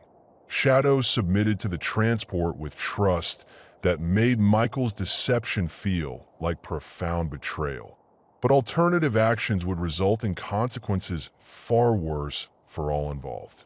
The maintenance shed behind the cabin offered the only viable hiding place within available time constraints. The building was used for equipment storage and rarely inspected during routine visits, but it was also unheated and poorly suited for temporary animal housing. Michael arranged the sleeping bag in the warmest corner he could identify, provided water and food, then forced himself to ignore Shadow's confused whimpering as he secured the door. Morrison's knock came exactly as Michael returned to the cabin's front entrance. He opened the door with what he hoped appeared to be normal greeting behavior, though his heart was hammering hard enough to be audible in the sudden quiet between them. Morrison stood on the porch with the bearing of someone accustomed to authority and uncomfortable with the informal aspects of field work. Her uniform was crisp despite the morning's travel, and her expression suggested business that would not be concluded quickly. She carried a tablet and wore the focused demeanor of someone conducting official evaluation rather than social visitation. "Ranger Harrison," she said by way of greeting, "I hope you don't mind an unscheduled visit. We've been reviewing winter reports and identified some areas that require clarification." Michael invited her inside with appropriate professional courtesy while privately cataloging every aspect of the cabin that might reveal Shadow's presence. The mudroom door was closed, but traces of animal occupation were probably detectable to someone conducting thorough inspection. Food bowls had been removed, but scent traces would remain for anyone specifically looking for evidence of wildlife interaction. Morrison accepted coffee with the efficiency of someone managing a busy schedule, but her attention was clearly focused on assessment rather than hospitality. She positioned herself at the kitchen table with sight lines that encompassed most of the cabin's interior, tablet open and ready for documentation of whatever discrepancies had prompted her visit. "We've been tracking the lone wolf situation in your sector," she began without preamble. "Wildlife Services has documented unusual behavior patterns that suggest possible human interaction. Your reports haven't mentioned any direct encounters, but proximity makes contact almost inevitable." The statement hung in the air like an accusation waiting to be confirmed or denied. Michael maintained careful neutrality while his mind raced through possible responses that would satisfy Morrison's concerns without revealing the truth about Shadow's presence. Every word would be evaluated for consistency with previous reports and logical plausibility given known circumstances. "I've seen tracks around the cabin," Michael replied, choosing phrases that were technically accurate while avoiding complete disclosure. "Adult female, systematic search pattern, probably looking for missing pack members. Haven't had direct visual contact during daylight hours." Morrison made notes on her tablet with the methodical precision that characterized all her professional interactions. Her questions were structured to elicit specific information rather than general impressions, clearly following predetermined protocols designed to identify regulatory violations or procedural oversights. Wildlife Services has recorded vocalizations in this area that suggest pack communication attempts. Have you observed any responses that might indicate juvenile wolves in the immediate vicinity? The question struck directly at the heart of Michael's deception. Morrison was clearly aware of the vocal exchanges between Shadow and its mother, though she apparently lacked specific information about the source of responsive calls. Her inquiry was fishing for confirmation of suspicions rather than seeking general information about wildlife activity. Michael's response required careful calibration between truthfulness and concealment. "There have been some vocalizations during evening hours," he acknowledged. "Difficult to determine exact sources or specific meanings without direct observation of the animals involved." The answers seemed to satisfy Morrison's immediate concerns while providing information that matched her existing intelligence about the situation. She continued with questions about territory mapping, food source availability, and potential human factors that might be influencing wolf behavior patterns in the region. Each inquiry probed deeper into circumstances surrounding Shadow's situation without directly acknowledging awareness of the pup's existence. The interview continued for nearly an hour, covering topics that range from routine administrative matters to specific details about recent weather impacts on wildlife behavior. Morrison's thoroughness was both impressive and terrifying, as she constructed a comprehensive picture of conditions in Michael's sector that would be compared against official reports and evaluated for consistency. Throughout the questioning, Michael remained acutely aware of sounds from the maintenance shed that might reveal Shadow's presence. The pup had been quiet during the initial relocation, but prolonged confinement in unfamiliar surroundings could trigger vocalizations that would be impossible to explain as routine environmental noise. Every creak of settling wood or gust of wind against the building caused Michael's attention to spike with anxiety. Morrison's inspection eventually extended beyond verbal questioning to physical examination of the cabin and immediate surroundings. She documented equipment inventories, supply storage procedures, and communication protocols with the methodical attention to detail that had earned her supervisory position. The mudroom received particular scrutiny, though Morrison's examination seemed focused on general facility conditions rather than evidence of specific occupancy. The maintenance shed represented the greatest risk to Michael's concealment efforts. Morrison's inspection included cursory examination of equipment storage areas, and only Shadow's exhausted quiet prevented discovery that would have ended Michael's career immediately. The near miss left him shaken with awareness of how completely his professional future depended on factors beyond his control. As the inspection concluded, Morrison's demeanor suggested general satisfaction with facility conditions and operational procedures. Her final comments focused on the importance of complete reporting regarding wildlife interactions, emphasizing federal requirements that mandated disclosure of any circumstances that might affect protected species management. The wolf situation requires careful monitoring, she concluded, gathering her materials for departure. Any direct contact or unusual circumstances need immediate reporting to wildlife services. Protocol exists specifically to prevent complications that could affect both animal welfare and public safety. Michael acknowledged these instructions with appropriate professional seriousness while privately recognizing the impossibility of compliance given his current situation. Every day of Shadow's continued presence represented multiple regulatory violations that could result in termination, criminal charges, and permanent exclusion from federal employment. Yet the alternative of immediate disclosure would guarantee outcomes that served no one's interests except bureaucratic compliance. Morrison's departure provided immediate relief, but no long-term resolution to the fundamental contradictions of Michael's situation.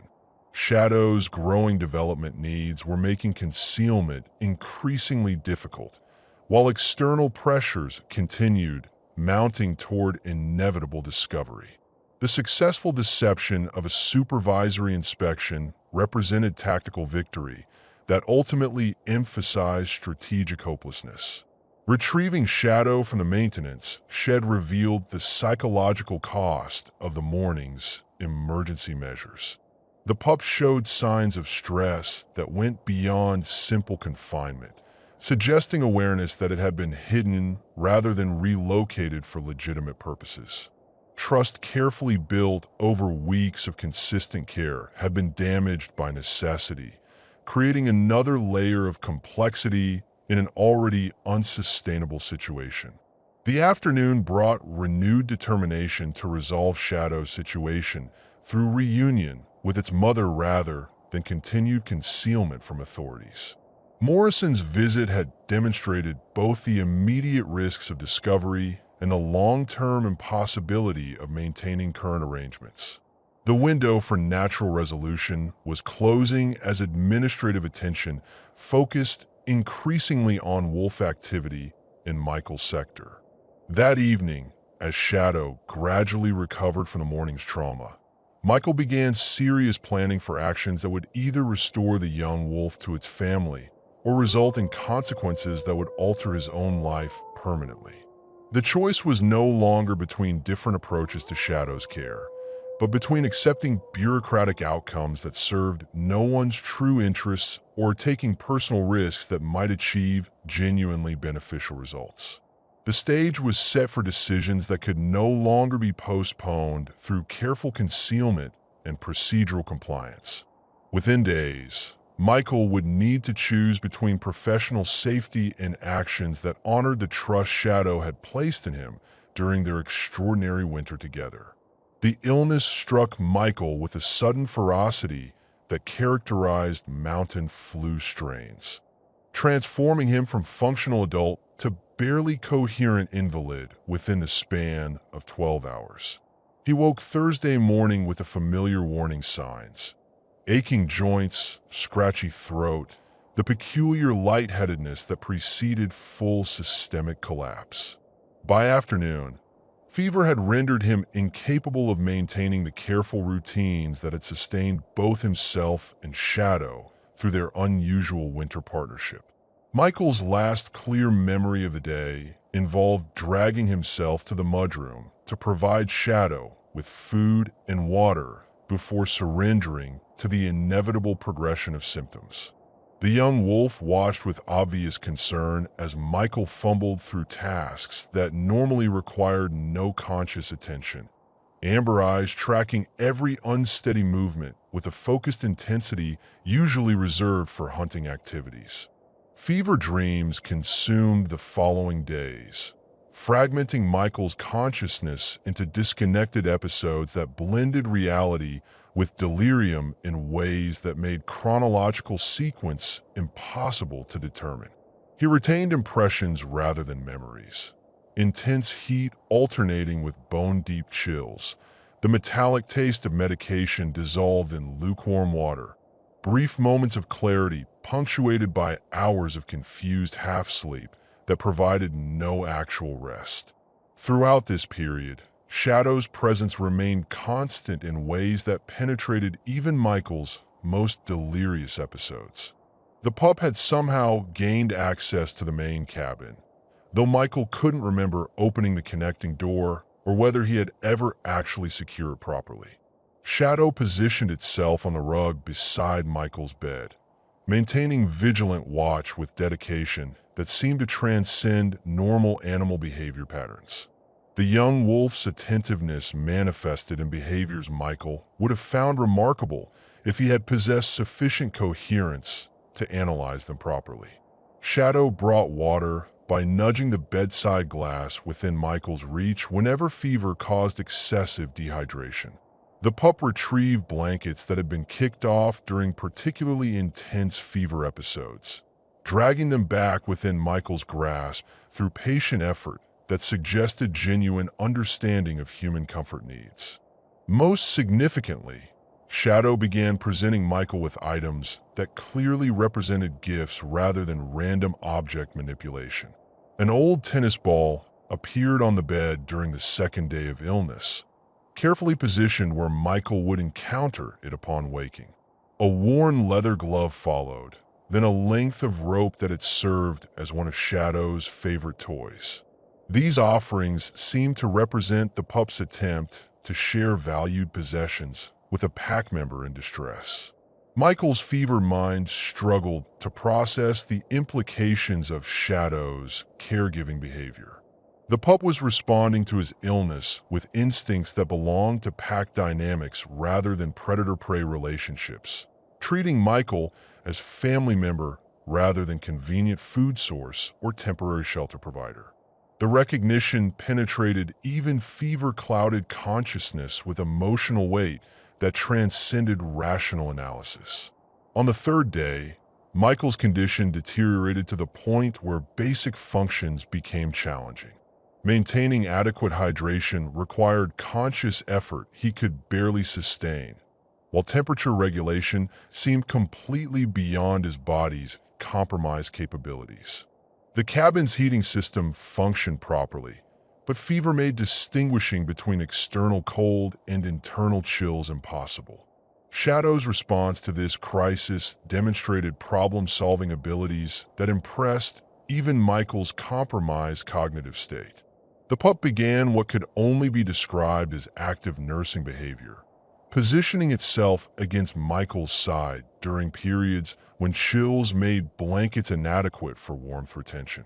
Shadow's body heat, combined with the thick winter coat that had developed fully during captivity, provided thermal regulation that probably prevented dangerous hypothermia. The physical contact represented a breakthrough in the relationship that had been developing between them throughout the winter. Shadow had previously maintained careful distance even during their most comfortable interactions, honoring boundaries that seemed programmed by evolutionary caution about human contact. The illness had apparently triggered override mechanisms that prioritized pack loyalty above species barriers. Michael found himself accepting Shadow's presence with gratitude that extended beyond practical considerations. The pup's steady breathing provided comfort during periods when his own respiratory rhythm seemed unreliable, while Shadow's warm weight against his side offered reassurance that he was not facing the illness entirely alone. The emotional significance of this companionship penetrated fever-clouded consciousness with clarity that surprised him. Radio check-ins became increasingly difficult to manage as the illness progressed. Michael's normal communication schedule required coherent responses to routine questions about weather conditions, equipment status, and wildlife observations. Fever made constructing grammatically correct sentences challenging, while medication effects created delays in processing that would seem suspicious to experienced dispatchers. Shadow seemed to understand the importance of these radio communications, positioning itself quietly during scheduled check-ins and avoiding vocalizations that might reveal its presence to outside observers. The pup's instinctive comprehension of concealment needs suggested intelligence that operated on levels Michael was only beginning to appreciate despite weeks of close observation. The fourth day brought the fever's peak, a period of sustained delirium during which Michael lost meaningful contact with external reality. His memories of this time consisted primarily of fragmented impressions.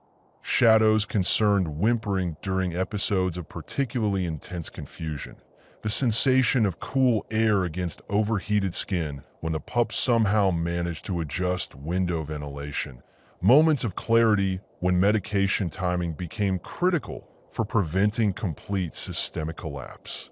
Recovery began gradually on the fifth day, marked by the first sustained period of normal body temperature Michael had experienced since the illness began. Consciousness returned in layers, starting with basic environmental awareness and progressing slowly toward the cognitive functions that enabled coherent thought and purposeful action. Shadow's continued presence provided continuity that bridged the gap between delirium and normal awareness. The young wolf's condition had apparently improved during Michael's illness rather than deteriorating due to neglect. Shadow looked healthier and more robust than before, suggesting that the pup had successfully transitioned to greater independence while maintaining its caregiving role. This development represented significant progress toward the autonomy that would be necessary for eventual reunion with wild pack members. Michael's first coherent assessment of their situation revealed changes that extended beyond his own recovery from illness. Shadow's behavior had evolved during the crisis period, showing increased confidence and initiative that suggested accelerated maturation. The pup moved through the cabin with proprietary familiarity, clearly having claimed expanded territory during Michael's incapacitation. More significantly, Shadow had begun exhibiting behaviors that indicated growing readiness for pack reintegration. The pup's vocalizations had become more sophisticated, incorporating tonal variations that suggested attempts to communicate with distant wolves rather than simple expressions of emotional state. These calls were answered occasionally by faint responses from the surrounding forest, indicating that the mother's search continued despite Michael's inability to monitor her activities during his illness. The radio provided updates about wolf activity in the region that Michael had missed during his fever-clouded isolation. The lone female's search pattern had contracted around Michael's immediate area, suggesting that she had detected concentrated scent traces indicating her offspring's continued presence. Wildlife Services was expressing increased concern about her behavior, noting signs of stress that could lead to dangerous encounters with humans or other wolves. As Michael's strength returned, he faced the realization that Shadow's caregiving during his illness had fundamentally altered their relationship in ways that made eventual separation more emotionally difficult, while simultaneously making it more necessary. The pup had demonstrated loyalty and intelligence that created profound personal bonds, but these same qualities indicated successful development toward the independence that would be required for wild survival. The week of illness had also eliminated time that Michael could not afford to lose. External pressures continued mounting while his ability to respond had been compromised, creating urgency that demanded immediate action despite his continued physical weakness. The mother wolf's proximity suggested that reunion opportunities existed, but these opportunities would not remain available indefinitely. Standing in his cabin on the first day of genuine recovery, Michael understood that the crisis of illness had served as catalyst for changes that could not be reversed through return to previous routines. Shadow had evolved beyond the dependent pup he had rescued during the February storm. While their relationship had deepened in ways that made bureaucratic solutions even less acceptable than before. The time for decisive action had arrived, regardless of Michael's physical condition or emotional preparedness for the consequences that would follow. Shadow deserved reunion with its family, and Michael's illness had demonstrated how quickly circumstances could change in ways that eliminated all options except those requiring immediate implementation. The stage was set for conclusions that would determine whether the extraordinary winter partnership between human and wolf would end in triumph or tragedy for all involved. The first unmistakable signs of spring arrived during the final week of March, subtle changes that registered more clearly in Shadow's behavior than in any thermometer reading or calendar notation. The young wolf had begun exhibiting restlessness that transcended normal captivity stress, a focused agitation that seemed directed toward environmental cues Michael's less acute senses could barely detect. Something in the forest was calling to Shadow with messages that spoke to instincts older than human civilization. Michael noticed the behavioral shift immediately upon his recovery from illness. Where Shadow had previously settled into comfortable routines around the cabin, the pup now spent increasing amounts of time positioned near windows and doors, amber eyes fixed on the tree line with an intensity that suggested urgent need rather than casual interest. The young wolf's attention had turned outward in ways that made its captivity seem suddenly arbitrary and cruel. The weather itself provided contradictory signals about seasonal transition. Daytime temperatures climbed above freezing regularly now, creating conditions that turned snow into slush during peak warming hours before refreezing into treacherous ice each evening. The forest retained its winter appearance, but underlying changes were occurring that animals could detect long before humans recognized obvious evidence of spring's arrival. Shadow's response to these subtle environmental shifts was immediate and profound.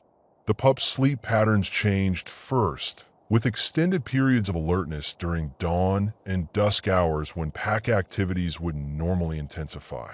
Internal clocks programmed by millions of years of evolution were signaling that winter's enforced quiet was ending, replaced by the seasonal urgency that drove territorial establishment and breeding preparations. More significantly, Shadow had begun vocalizing in ways that clearly intended long-distance communication with pack members. The evening howls that had characterized previous weeks evolved into complex vocal sequences that incorporated tonal variations and rhythmic patterns, suggesting sophisticated messaging capabilities. These calls were answered with increasing frequency by responses from the surrounding forest, creating conversations that Michael could hear but not comprehend. The content of these vocal exchanges seemed to shift as March progressed toward April. Initial communications had conveyed simple recognition and location information, but recent patterns suggested more complex negotiations about territorial boundaries and social dynamics. Shadow was apparently being updated on pack activities that had occurred during its absence, while simultaneously providing information about its own status and readiness for reintegration. Michael documented these changes with scientific precision while privately wrestling with their emotional implications. Shadow's growing orientation toward the wild represented healthy development that should be celebrated, but it also signaled the approaching end of their extraordinary winter partnership. Every sign of the pup's readiness for release reminded Michael that their relationship had always been temporary, regardless of the bonds that had developed between them. The physical environment around the cabin began showing definitive evidence of seasonal transition as April approached. Snowpacks settled and consolidated, exposing patches of bare ground for the first time since the February storm that had brought Shadow into Michael's care. These exposed areas revealed scent traces and territorial markers that had been buried for months, creating a complex chemical landscape that provided Shadow with information unavailable during winter's sensory isolation.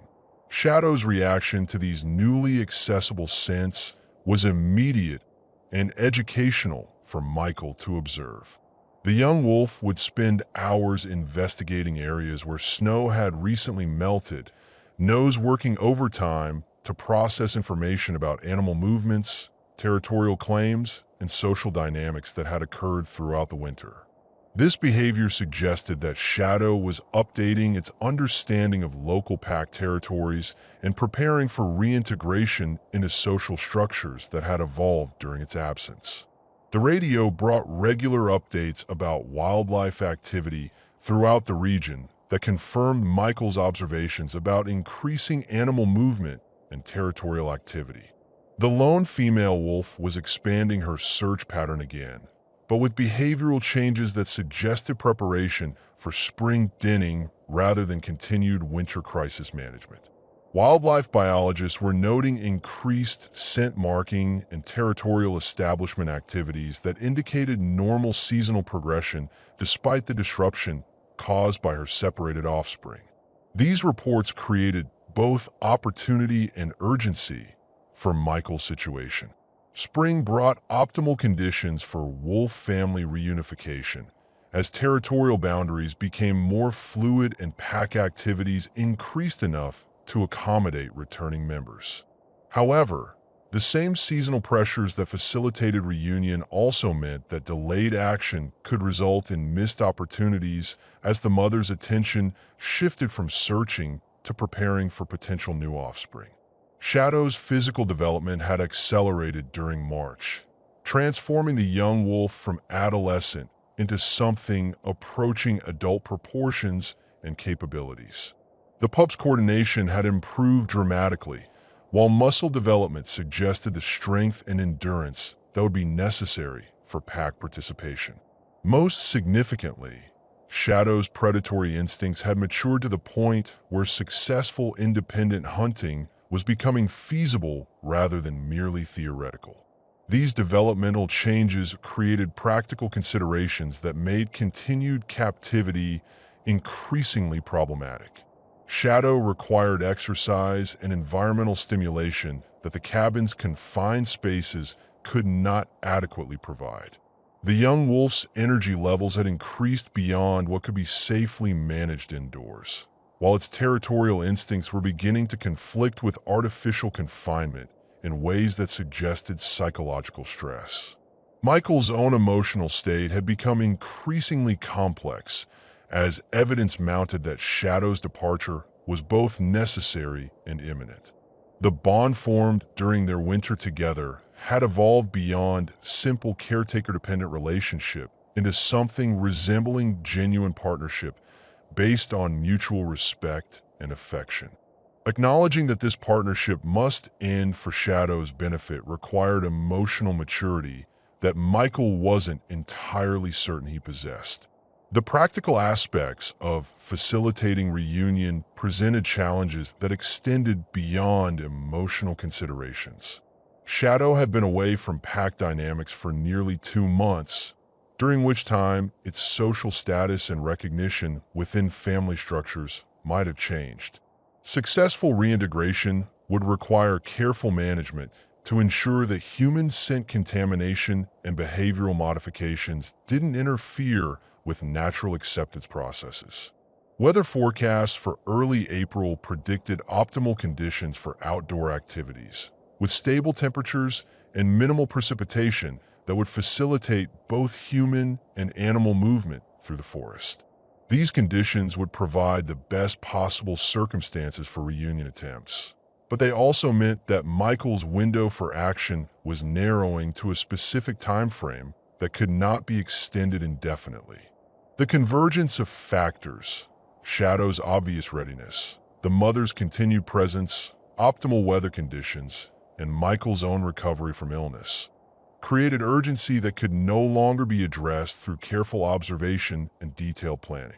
The time for decisive action had arrived, regardless of personal preferences or bureaucratic complications that might result from unconventional approaches to wildlife management. As March drew to a close, Michael began serious preparation for actions that would either restore Shadow to its natural family or result in consequences that would fundamentally alter his own professional and personal future. The young wolf's increasingly frequent glances toward the forest conveyed messages that required no translation. The call of wild heritage was becoming impossible to ignore, and continued resistance to that call served neither Shadow's interests nor Michael's conscience. That evening, as Shadow positioned itself near the window to exchange vocalizations with unseen pack members, Michael understood that their extraordinary partnership was entering its final phase. Tomorrow would bring decisions that had been building throughout their winter together. Choices that would honor the trust Shadow had placed in him while acknowledging the natural world's claims on a life that had never truly belonged to human civilization. The young wolf's amber eyes reflected lamplight as it watched the forest with obvious longing. And Michael knew that love sometimes required letting go of what mattered most. Spring was calling Shadow home, and Michael's job was ensuring that the call could be answered safely and successfully, regardless of the personal cost involved in facilitating that reunion. The encounter came at dawn on the first day of April, materializing from the forest mist like a manifestation of every hope and fear that had sustained Michael through the long winter months. The adult female wolf emerged from the tree line with the fluid grace of absolute confidence, positioning herself in full view of the cabin windows with deliberate intention that left no doubt about her purpose.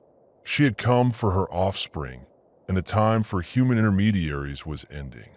Michael watched through the kitchen window as the mother wolf assessed her surroundings with predatory thoroughness, amber eyes scanning for threats while her nose processed information about territory that had been denied to her for too long. She was larger than he had expected, probably 70 pounds of lean muscle and focused intelligence shaped by evolutionary pressures that had created perfect hunting machines. Even at 50 yards distance, her presence dominated the landscape with authority that made Michael's pulse quicken with instinctive recognition of apex predator. Shadow's reaction was immediate and overwhelming. The young wolf abandoned all pretense of calm observation, pressing against the mudroom door with desperate intensity while vocalizing in patterns that clearly conveyed recognition, joy, and urgent need for reunion. The sounds penetrated even the cabin's thick walls, carrying emotional weight that would have been heartbreaking in any language, but seemed particularly poignant in the complex harmonies of wolf communication. The mother responded to her offspring's calls with vocalizations that transformed the morning quiet into something resembling a symphony of family reunion. Her voice carried notes that Michael had never heard before, deeper tones that spoke to authority and protection, higher frequencies that conveyed maternal affection and relief, complex rhythmic patterns that suggested detailed information exchange about pack status and territorial conditions. Michael understood that he was witnessing communication that operated on levels beyond human comprehension. The vocal exchange between mother and offspring conveyed not just emotional connection, but practical information about social dynamics, territorial boundaries, and survival strategies that would be crucial for Shadow's successful reintegration into pack life. This was education as much as reunion, preparation for complexities that human care could never address. The mother wolf's positioning was strategically perfect, close enough for detailed communication with her offspring, but far enough to maintain escape routes if human intervention became necessary. Her body language conveyed readiness for immediate action while simultaneously demonstrating the patience that had sustained her search through months of winter hardship. She was prepared to wait as long as necessary, but clearly expected that waiting would not be required indefinitely. Shadow's distress at being separated from its mother by artificial barriers was painful to witness. The young wolf had progressed beyond simple agitation into genuine panic, scratching at the door with increasing desperation while vocalizing continuously in patterns that seemed designed to reassure the mother of its health and eagerness for reunion. The psychological stress was obvious and concerning, suggesting that prolonged delay could cause trauma that might affect Shadow's ability to readjust to wildlife. Michael faced the moment he had been both anticipating and dreading throughout their winter partnership. Every rational consideration supported immediate release of Shadow to rejoin its natural family. But the emotional bonds formed during weeks of intensive care made the prospect of separation genuinely painful. The young wolf had become more than a professional responsibility. It had evolved into something approaching family, despite all the rational arguments against anthropomorphizing wild animal relationships. The practical aspects of facilitating reunion required careful consideration of multiple factors that could affect the outcome for all involved parties. Shadow's prolonged association with human scent might complicate recognition processes, while its behavioral modifications from captivity could interfere with normal pack reintegration patterns. The mother's desperate search had placed her under stress that might affect her ability to properly assess her offspring's condition and suitability for return to wildlife. Weather conditions were optimal for outdoor reunion, with clear skies and minimal wind that would facilitate scent communication and reduce environmental stress on all participants. Temperature had stabilized above freezing, eliminating hypothermia risks that had characterized Shadow's original rescue during the February storm. Most importantly, the timing coincided with natural seasonal transitions that would make family reunification part of normal spring territorial establishment rather than crisis management. Michael's decision-making process was interrupted by escalation in the vocal communications between mother and offspring. Shadow's calls had evolved beyond simple recognition signals into what sounded like urgent pleading, while the mother's responses conveyed growing impatience with barriers that prevented natural family reunion. The situation was developing momentum that would soon make human control irrelevant, as instinctual drives overrode artificial constraints.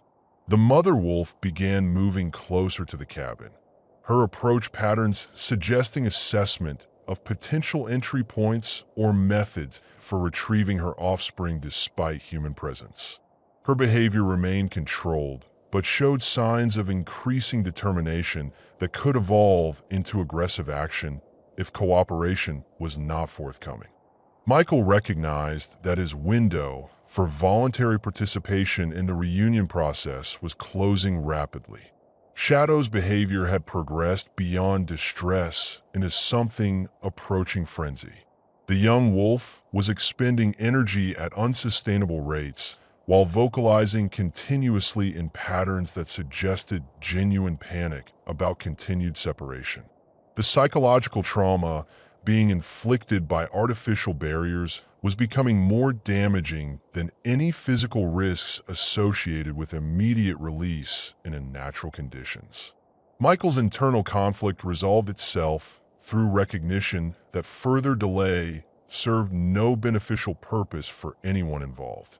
Shadow was ready for release, both physically and psychologically, while the mother's presence confirmed that family reunion was achievable under current conditions.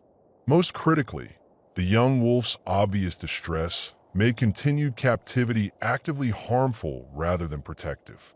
The decision to facilitate immediate reunion required abandonment of careful planning in favor of responsive action. Michael moved to the mudroom with deliberate calm, while Shadow's agitation reached peak intensity, amber eyes tracking his every movement with desperate hope that bordered on desperation. The time for gradual transition had passed, replaced by urgent need for direct action that honored natural bonds over artificial safety measures. Opening the mudroom door required conscious override of protective instincts that had developed over weeks of careful animal husbandry. Shadow was no longer the hypothermic, starving pup that had appeared during the February storm, but Michael's emotional investment made release feel like abandonment despite rational understanding that reunion served everyone's best interests. The moment represented both triumph and loss, successful intervention and necessary surrender. Shadow's reaction to the open door was immediate but not precipitous. The young wolf paused at the threshold, looking back at Michael with an expression that seemed to convey gratitude mixed with recognition that their partnership was ending. For a moment that stretched longer than chronological time, human and wolf regarded each other across the species barrier that had been temporarily bridged by extraordinary circumstances. Then Shadow was moving, flowing through the doorway and across the snow-covered yard with grace that belonged entirely to the wild world that had always been its true home. The young wolf's approach toward its mother was both eager and cautious, instincts balancing joy at reunion with respect for pack hierarchies that human care had never addressed. This was behavior that belonged to evolutionary wisdom rather than learned experience. Michael watched from the mudroom doorway as mother and offspring began the complex ritual of reestablishing family bonds that had been disrupted by winter crisis. The process was both immediate and gradual, recognition flowing into acceptance evolving into the careful assessment of health and development that would determine Shadow's status within pack social structure. The reunion was succeeding, but the emotional cost to Michael was higher than he had anticipated despite months of psychological preparation. Watching Shadow return to its natural family was objectively the correct outcome, but subjectively felt like losing something precious that could never be replaced or replicated. The empty mudroom behind him seemed to echo with absence that was both necessary and heartbreaking. Standing in the doorway between human civilization and wild nature, Michael prepared to witness the conclusion of an intervention that had begun with simple humanitarian impulse, but had evolved into one of the most emotionally significant experiences of his adult life. Shadow was going home, and all that remained was ensuring that the journey concluded safely for everyone involved. The pattern established itself within hours of the initial reunion encounter and continued with clockwork precision for the following week. Each evening as twilight settled over the Montana wilderness, the adult female would appear at the forest edge and begin the vocal communications that had sustained her search through the long winter months. Shadow would respond immediately from within the cabin, creating conversations that bridged the artificial barrier between captivity and freedom with sounds that carried emotional weight no human language could adequately express. Michael documented these nightly exchanges with fascination that bordered on obsession, recording not just the timing and duration of communications, but attempting to identify patterns that might reveal the content being shared between mother and offspring. The vocalizations followed complex structures that suggested sophisticated information transfer rather than simple emotional expression, though the specific meanings remained as foreign to Michael as they would to any human observer. The mother's call seemed designed to provide detailed updates about pack status, territorial conditions, and seasonal changes that would be crucial for Shadow's eventual reintegration into wild social structures. Her vocal patterns incorporated variations that Michael had learned to associate with different types of information. Territorial boundaries marked by specific tonal sequences, food availability communicated through rhythmic repetitions, social hierarchies indicated by complex harmonic structures that demonstrated the sophistication of wolf communication systems. Shadow's responses revealed growing maturity in vocal capabilities that had developed significantly during captivity. The young wolf's calls had evolved beyond simple recognition signals into complex communications that conveyed detailed information about physical condition, behavioral development, and readiness for pack participation.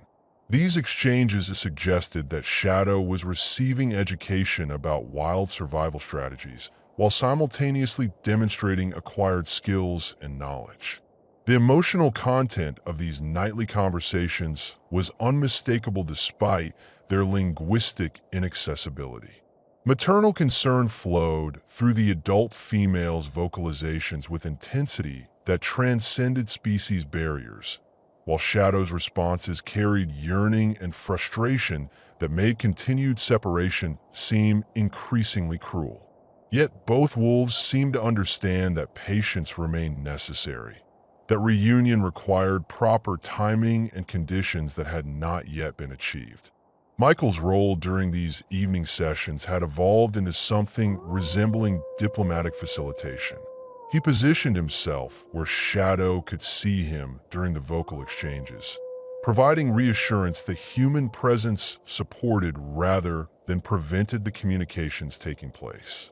The young wolf seemed to draw comfort from Michael's proximity during these emotionally charged interactions, suggesting that their winter partnership had created trust that extended to family reunification processes. The physical positioning of both wolves during these sessions revealed careful consideration of multiple factors that affected reunion possibilities. The mother maintained distances that allowed rapid escape if human intervention became threatening, while Shadow positioned itself near windows that provided optimal acoustic conditions for long-distance communication. Both animals seemed to be negotiating conditions for eventual physical reunion while managing constraints imposed by artificial barriers. Weather patterns during early April created optimal conditions for these evening communications while simultaneously adding urgency to reunion timelines.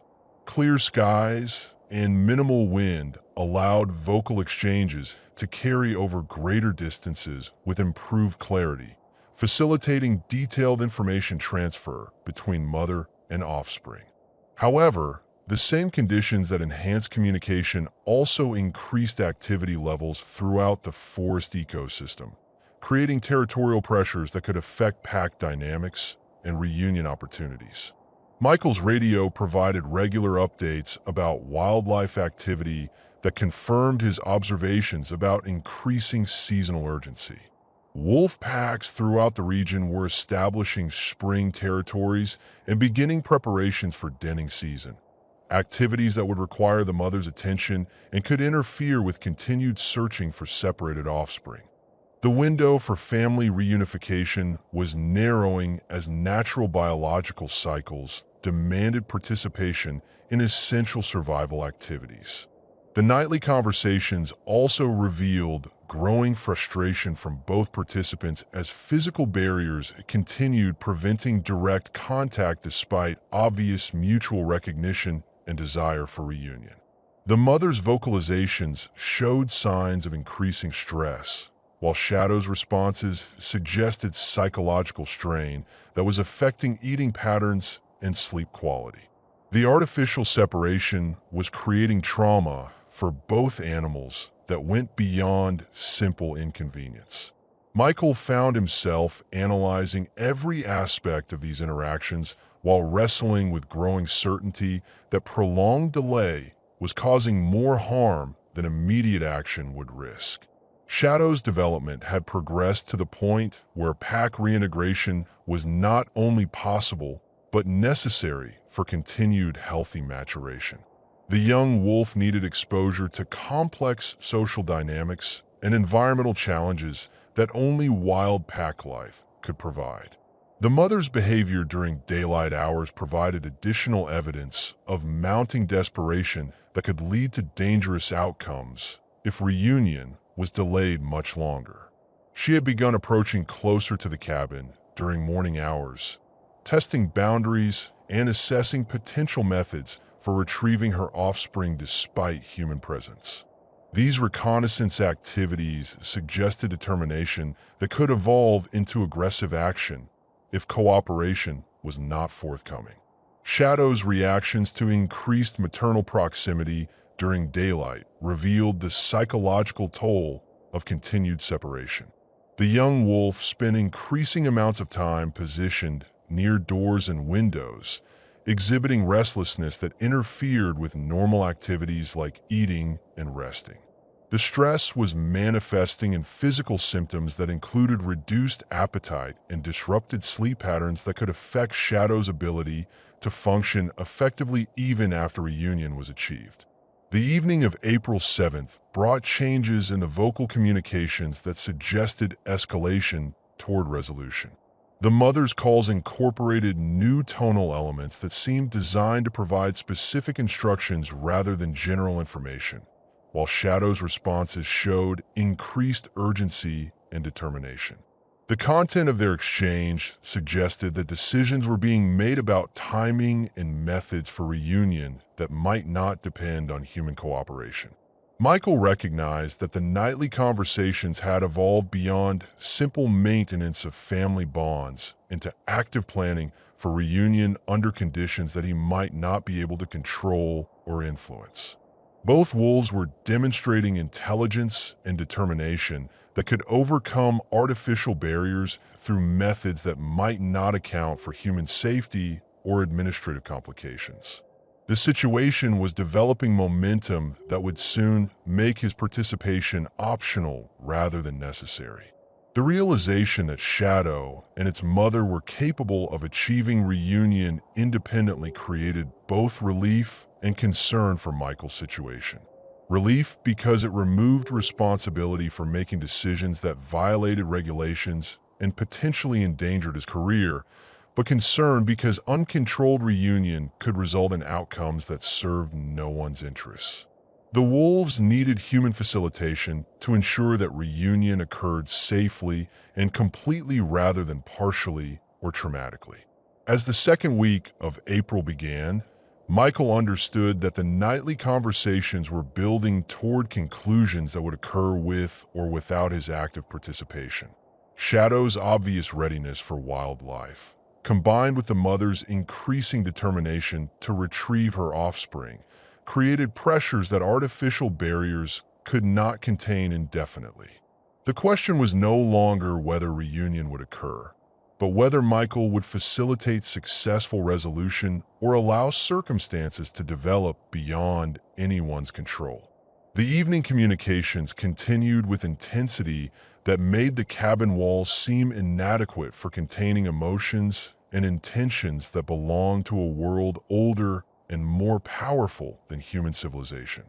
Mother and offspring were negotiating the final details of reunion, while Michael prepared for his role in facilitating the transition that would restore Shadow to its natural family and return his own life to the solitude that had characterized 15 years of forest service. The recognition that Shadow's departure was inevitable arrived with the subtle certainty of seasonal change, unmistakable once acknowledged, but requiring conscious effort to accept emotionally. Michael began his preparations during the second week of April with methodical attention to details that would ensure successful transition while providing himself with structured activities that made approaching separation more manageable. Every aspect of Shadow's eventual release required careful consideration if reunion was to succeed completely rather than partially. The young wolf's physical condition represented the most straightforward element of preparation. Shadow had developed into a magnificent specimen during captivity, with muscle tone and coordination that suggested excellent prospects for wild survival. The pup's coat had achieved full winter thickness and was beginning the seasonal transition that would provide optimal protection during spring weather variations. Most importantly, Shadow's weight had stabilized at levels that indicated proper nutrition without the softness that characterized overfed captive animals. Behavioral preparation proved more complex than physical conditioning. Shadow had retained most wild instincts despite prolonged human contact, but certain responses have been modified by comfortable captivity in ways that could complicate pack reintegration. The young wolf showed excessive trust in human presence that might translate into dangerous approaches to other humans after release. More critically, Shadow's hunting skills had developed through play rather than necessity, leaving gaps in practical knowledge that could affect survival capabilities. Michael addressed these concerns through systematic modification of Shadow's environment and routine during the preparation period. Food presentation shifted from convenient bowl feeding to hiding techniques that required genuine hunting skills to locate and obtain nutrition. The portions were gradually reduced to levels that would encourage active foraging while maintaining adequate nutrition for healthy development. These changes were designed to reactivate survival instincts that had been suppressed by abundant food availability. The mudroom environment was modified to provide increasingly challenging conditions that would prepare Shadow for wild complexity. Obstacles were introduced that required problem-solving and physical agility to navigate, while familiar comfort items were gradually removed to reduce dependence on artificial security. The goal was transitioning Shadow from comfortable captivity to conditions that approximated the challenges of natural pack life, without creating trauma that might interfere with family reunion. Michael's own emotional preparation required conscious management of attachment that had developed beyond professional parameters during their winter partnership. Shadow had evolved from rescued animal into something approaching family member, creating bonds that made separation genuinely painful despite rational understanding of its necessity. The approaching loss felt personal in ways that surprised Michael with their intensity and complexity.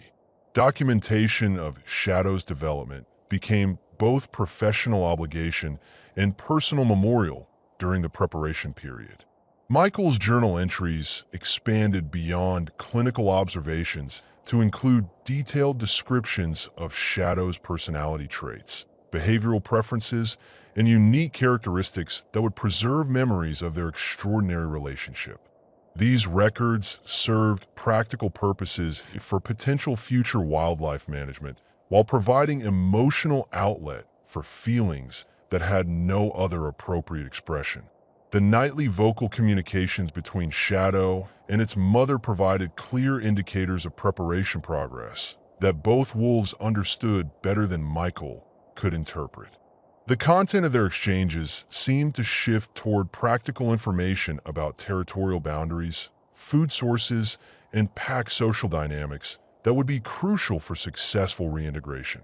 Shadow's responses suggested growing confidence and eagerness for the challenges that wildlife would present. Weather patterns during mid-April created optimal conditions for reunion while adding urgency to preparation timelines.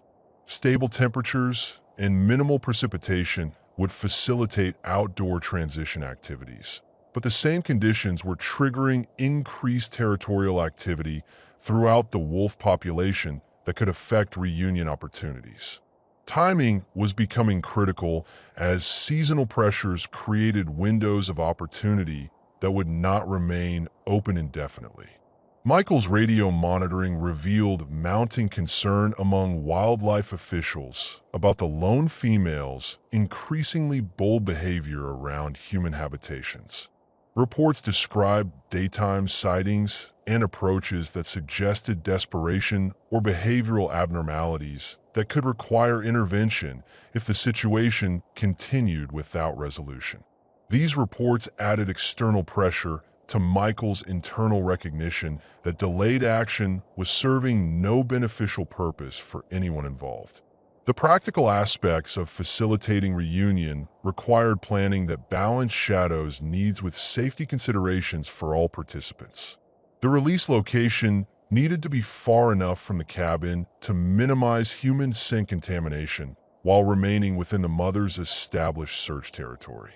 Timing needed to coordinate with natural activity patterns that would optimize chances for successful initial contact and minimize risks from territorial conflicts or environmental challenges. Michael selected a clearing approximately half a mile from the cabin that met the technical requirements while providing emotional distance that would make separation less traumatic for his own psychological well-being. The location offered good visibility for monitoring reunion progress while maintaining sufficient distance to avoid interfering with natural processes that needed to occur without human intervention. Most importantly, the site was within the territory that the mother had been systematically searching throughout her winter-long quest. Equipment preparation focused on items that would facilitate safe transport and release while providing emergency intervention capabilities if reunion developed complications. A sturdy carrier would be necessary for initial transport, while communication equipment would ensure that rescue resources could be summoned if circumstances required human intervention. First aid supplies addressed potential injuries to humans or animals during what could be an unpredictable process. The psychological preparation extended beyond Michael's personal adjustment to include consideration of Shadow's emotional needs during the transition process. The young wolf had formed attachments to both Michael and the cabin environment that had provided security during a crucial developmental period. Sudden abandonment in unfamiliar territory could create trauma that might interfere with natural bonding processes, requiring careful management of separation anxiety while facilitating family reunion. Michael's sleep patterns became increasingly disrupted as preparation activities intensified and emotional pressure mounted toward inevitable action. Dreams featured scenarios ranging from triumphant reunion to tragic outcomes, reflecting anxieties that conscious rationalization could not entirely resolve. The uncertainty about Shadow's ultimate fate after release created ongoing stress that no amount of careful planning could completely eliminate. The morning of April 15th brought weather conditions that seemed designed specifically for reunion activities. Clear skies and calm air would facilitate scent communication and reduce environmental stress on all participants, while stable temperatures eliminated hypothermia risks that had characterized Shadow's original rescue. Most importantly, the conditions matched forecasts that would provide several days of consistent weather for post-reunion adjustment activities. Shadow's behavior on preparation day suggested awareness that significant change was approaching despite the absence of obvious environmental cues. The young wolf showed increased alertness and energy levels that seemed directed toward anticipated outdoor activities rather than normal cabin routines. These behavioral changes indicated that Shadow was responding to subtle signals about approaching transition that Michael's less acute senses could not detect. The final evening of captivity was marked by vocal communications between Shadow and its mother that carried emotional intensity unlike anything Michael had witnessed during previous exchanges. The conversations seemed to incorporate farewell elements along with practical information, suggesting that both wolves understood the artificial separation was ending. Shadow's responses showed excitement, mixed with nervousness that reflected the magnitude of changes that reunion would bring to its carefully structured existence. As darkness settled over the Montana wilderness for the last time during their partnership, Michael prepared for sleep that would precede the most emotionally challenging day of his 15-year career in Forest Service. Tomorrow would bring resolution to an intervention that had begun with simple humanitarian impulse, but had evolved into one of the most personally significant experiences of his adult life. Shadow was going home, and Michael's preparation was as complete as human planning could make it. The distant crack of rifle fire shattered the morning quiet on April 16th, sending waves of alarm through the forest that Michael felt in his bones before his conscious mind processed the implications. The sound came from the direction of the valley, where wildlife cameras had documented regular wolf activity, close enough to be clearly audible, but far enough away to create uncertainty about specific targets and outcomes. Shadow's immediate reaction, ears flattened, body pressed low against the mudroom floor, confirmed that the gunfire represented genuine threat rather than routine hunting activity. Michael's radio erupted with urgent communications as rangers throughout the region responded to reports of illegal shooting in areas known to harbor protected wildlife. The chatter revealed a coordination of activity that suggested organized poaching rather than isolated incidents, with multiple weapon discharges reported across territorial boundaries that encompassed the search area where Shadow's mother had been conducting her systematic quest for missing offspring. The timing was catastrophic. Michael had planned to begin reunion procedures that afternoon, taking advantage of optimal weather conditions and Shadow's obvious readiness for release. The gunfire represented potential elimination of the very family members that reunion was intended to restore, transforming a carefully planned wildlife success story in a possible tragedy that would leave Shadow permanently orphaned and unsuitable for wild release. Shadow remained in defensive posture throughout the morning as radio reports provided fragmentary information about the poaching incident. Wildlife officers were investigating multiple shooting sites, while coordinating with local law enforcement to establish perimeters around areas where evidence suggested illegal hunting activity. The scope of the operation indicated professional poachers rather than opportunistic hunters, raising concerns about systematic targeting of protected species for commercial purposes. Michael's immediate concern focused on the fate of Shadow's mother and any other pack members who might have been in the affected area during the shooting. The lone female's desperate search pattern had made her vulnerable to targeting by individuals who understood wolf behavior well enough to predict movement patterns and establish ambush positions. Her single-minded focus on locating her offspring could have made her an easy target for hunters who exploited maternal instincts for commercial gain. The radio provided updates throughout the morning that painted an increasingly disturbing picture of organized wildlife crime that went far beyond simple poaching. Blood trails have been located at multiple sites, suggesting successful kills that had been removed from the scene for processing and sale. Tracks indicated the presence of vehicles capable of transporting large game, while spent cartridge evidence suggested professional-grade weapons used by individuals with significant hunting experience.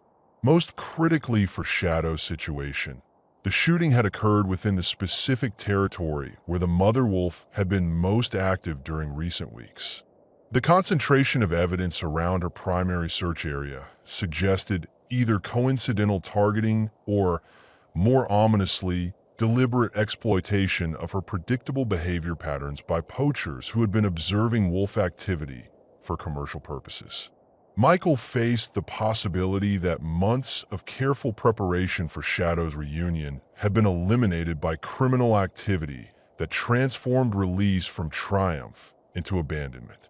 Without family members to provide social structure and survival education, Shadow would face the same challenges that had made captivity necessary during its original rescue. The young wolf had developed beyond dependency, but remained too young for successful solitary survival in territory occupied by established packs. The afternoon brought partial resolution to the uncertainty when wildlife officers reported finding evidence of adult wolf mortality at one of the shooting sites. Blood evidence and track patterns suggested that at least one mature female had been killed and removed, though positive identification would require laboratory analysis of biological samples that could take weeks to process. The news created presumption rather than certainty about Shadow's mother's fate, but presumption was sufficient to alter reunion planning completely. Shadow's behavioral changes throughout the day suggested awareness that the forest environment had become dangerous in ways that transcended normal territorial competition. The young wolf remained unusually quiet and alert, responding to sounds and scents that indicated heightened threat levels despite the absence of direct evidence about family casualties. These reactions suggested that Shadow possessed information about the morning's events that Michael could not access through human sensory capabilities. The evening vocal communications that had characterized every night for the past 2 weeks failed to occur for the first time since the pattern had been established. Shadow positioned itself near the windows and waited through the normal timing for maternal calls, but the forest remained silent, except for normal environmental sounds that contained no wolf vocalizations. The absence of communication was more ominous than any distress calls could have been, suggesting that the mother was either dead or too injured to maintain contact with her offspring. Michael's journal entry for that day reflected the emotional devastation of watching carefully laid plans collapse due to circumstances completely beyond his control. Day 43, he wrote, "Poaching incident in primary search territory eliminates reunion possibilities and transforms release planning into crisis management. Subject shows awareness of altered environmental conditions, but cannot be informed of probable family mortality. Current situation requires complete reassessment of available options." The clinical language could not mask Michael's recognition that Shadow had probably been orphaned for the second time, first by winter circumstances and now by human criminal activity. The young wolf that had been preparing for joyful reunion with natural family was instead facing the prospect of permanent captivity or release in a hostile territory where survival chances were minimal at best. Radio communications continued through the evening as law enforcement agencies coordinated response to what appeared to be systematic wildlife crime targeting protected species throughout the region. The investigation was expanding beyond simple poaching into potential trafficking operations that could involve interstate commerce in illegal wildlife products. The scope of criminal activity suggested that Shadow's mother had been targeted as part of larger commercial enterprise rather than random hunting activity. The implications for Shadow's future were stark and limited.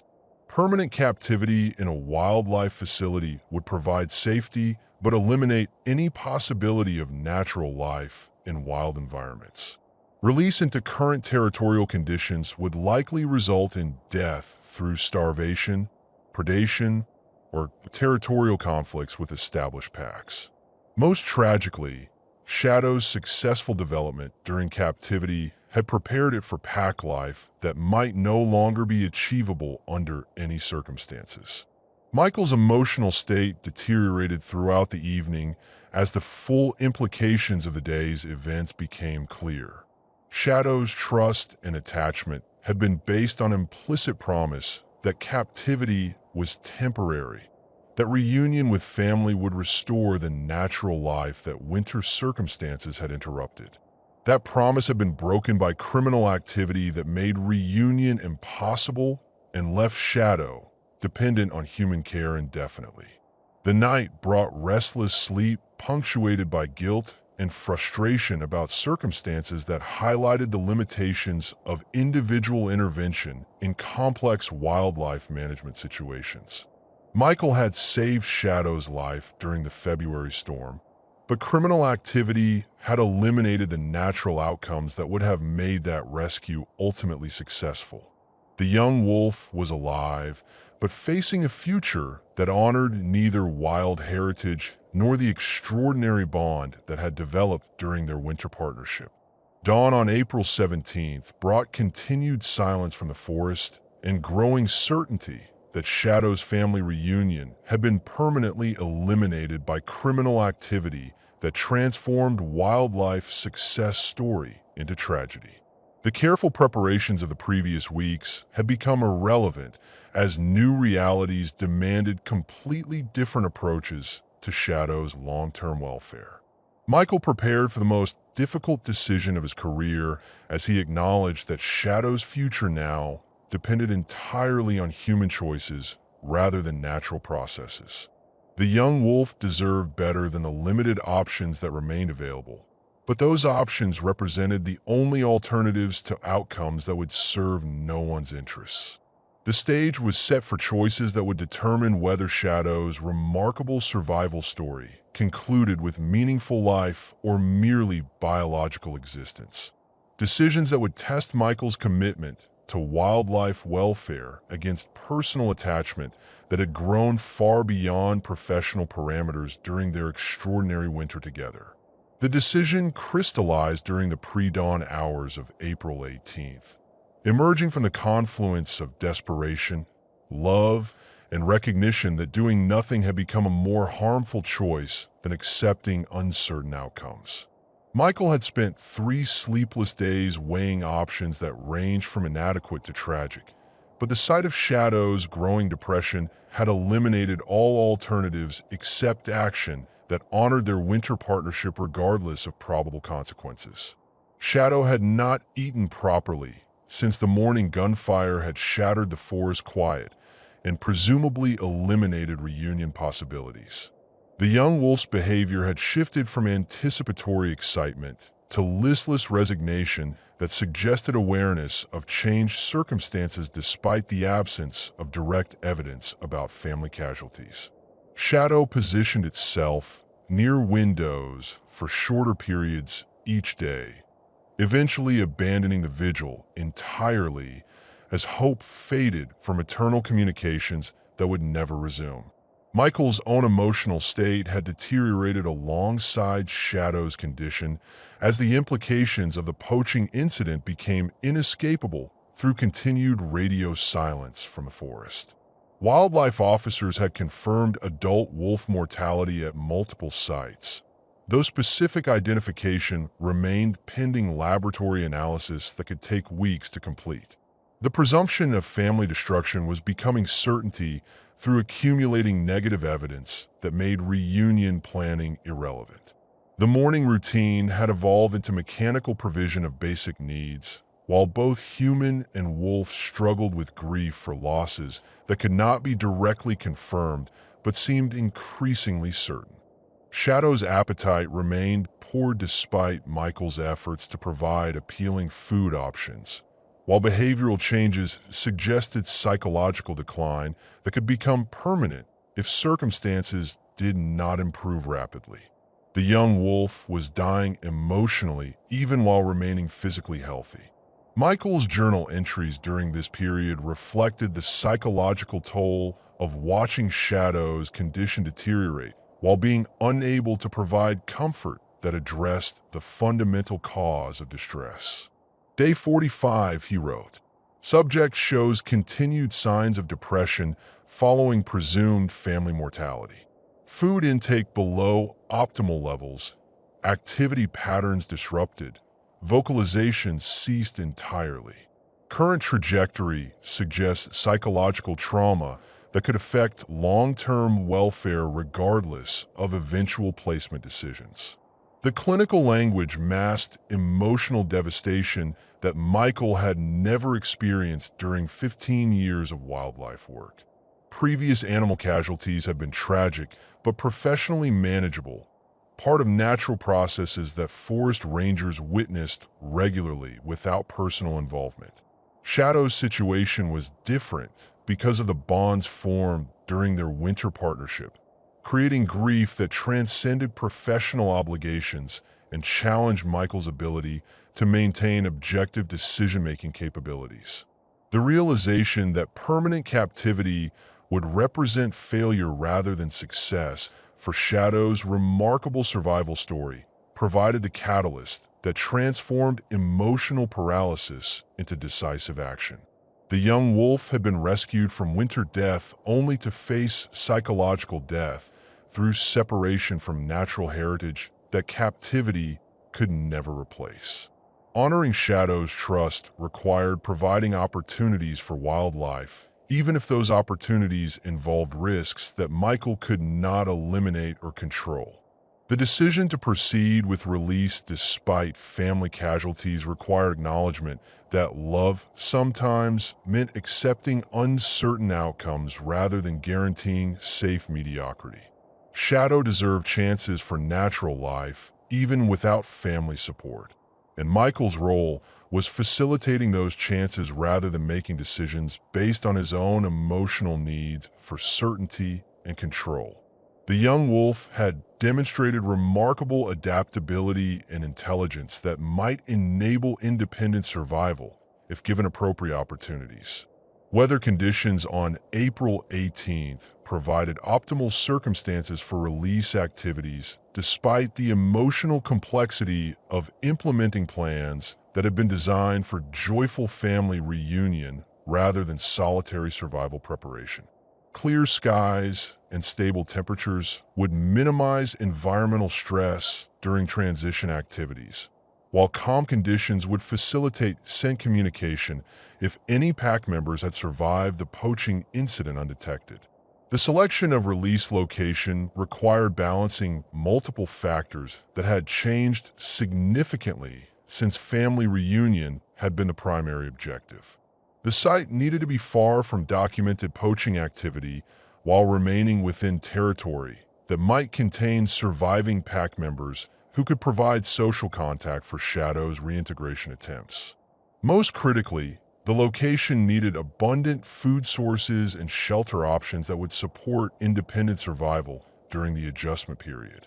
Michael chose a remote valley 15 miles from the cabin that met the technical requirements while providing emotional distance that would make separation less traumatic for his own psychological recovery. The area contained established game trails and water sources that would support hunting activities, while rocky terrain provided denning options that could serve as temporary shelter during Shadow's adaptation to wild conditions. Most importantly, the valley was beyond documented poaching zones while remaining within historical wolf territory. Preparation for transport required equipment that had been assembled weeks earlier but now served different purposes than originally intended. The carrier designed for brief relocation to reunion sites would now transport Shadow to permanent release location where human contact would end completely. Communication equipment remained necessary for monitoring initial adjustment activities, but emergency intervention capabilities would be limited by distance and terrain challenges. Shadow's reaction to preparation activities suggested awareness that significant change was approaching despite the absence of positive indicators about reunion possibilities. The young wolf showed increased alertness and energy levels that contrasted sharply with the listless behavior that had characterized recent days. These changes indicated that Shadow was responding to environmental cues about impending transition even without understanding the specific nature of changes that lay ahead. The loading process required careful management of Shadow's cooperation while avoiding behaviors that might suggest abandonment rather than liberation. Michael maintained calm confidence during transport preparation, providing reassurance through familiar presence while gradually introducing elements that would characterize the journey to release location. Shadow submitted to carrier confinement with trust that made Michael's deception feel like profound betrayal despite rational understanding of its necessity. The drive to release location provided final opportunities for reflection on decisions that would conclude their extraordinary partnership while beginning Shadow's independent existence in wild territory. Michael found himself memorizing details about Shadow's appearance and behavior that would preserve memories of their relationship long after physical separation ended direct contact between them. The young wolf had evolved from rescued animal into something approaching family member, creating bonds that would influence Michael's approach to wildlife work permanently. The Release Valley appeared exactly as Michael had remembered from previous visits. Isolated, pristine, abundant with natural resources that would support wildlife survival if Shadow possessed the skills and determination necessary for independent existence. The location offered optimal conditions for natural life, while remaining far enough from human habitation to minimize dangerous encounters that could result from Shadow's reduced fear of people.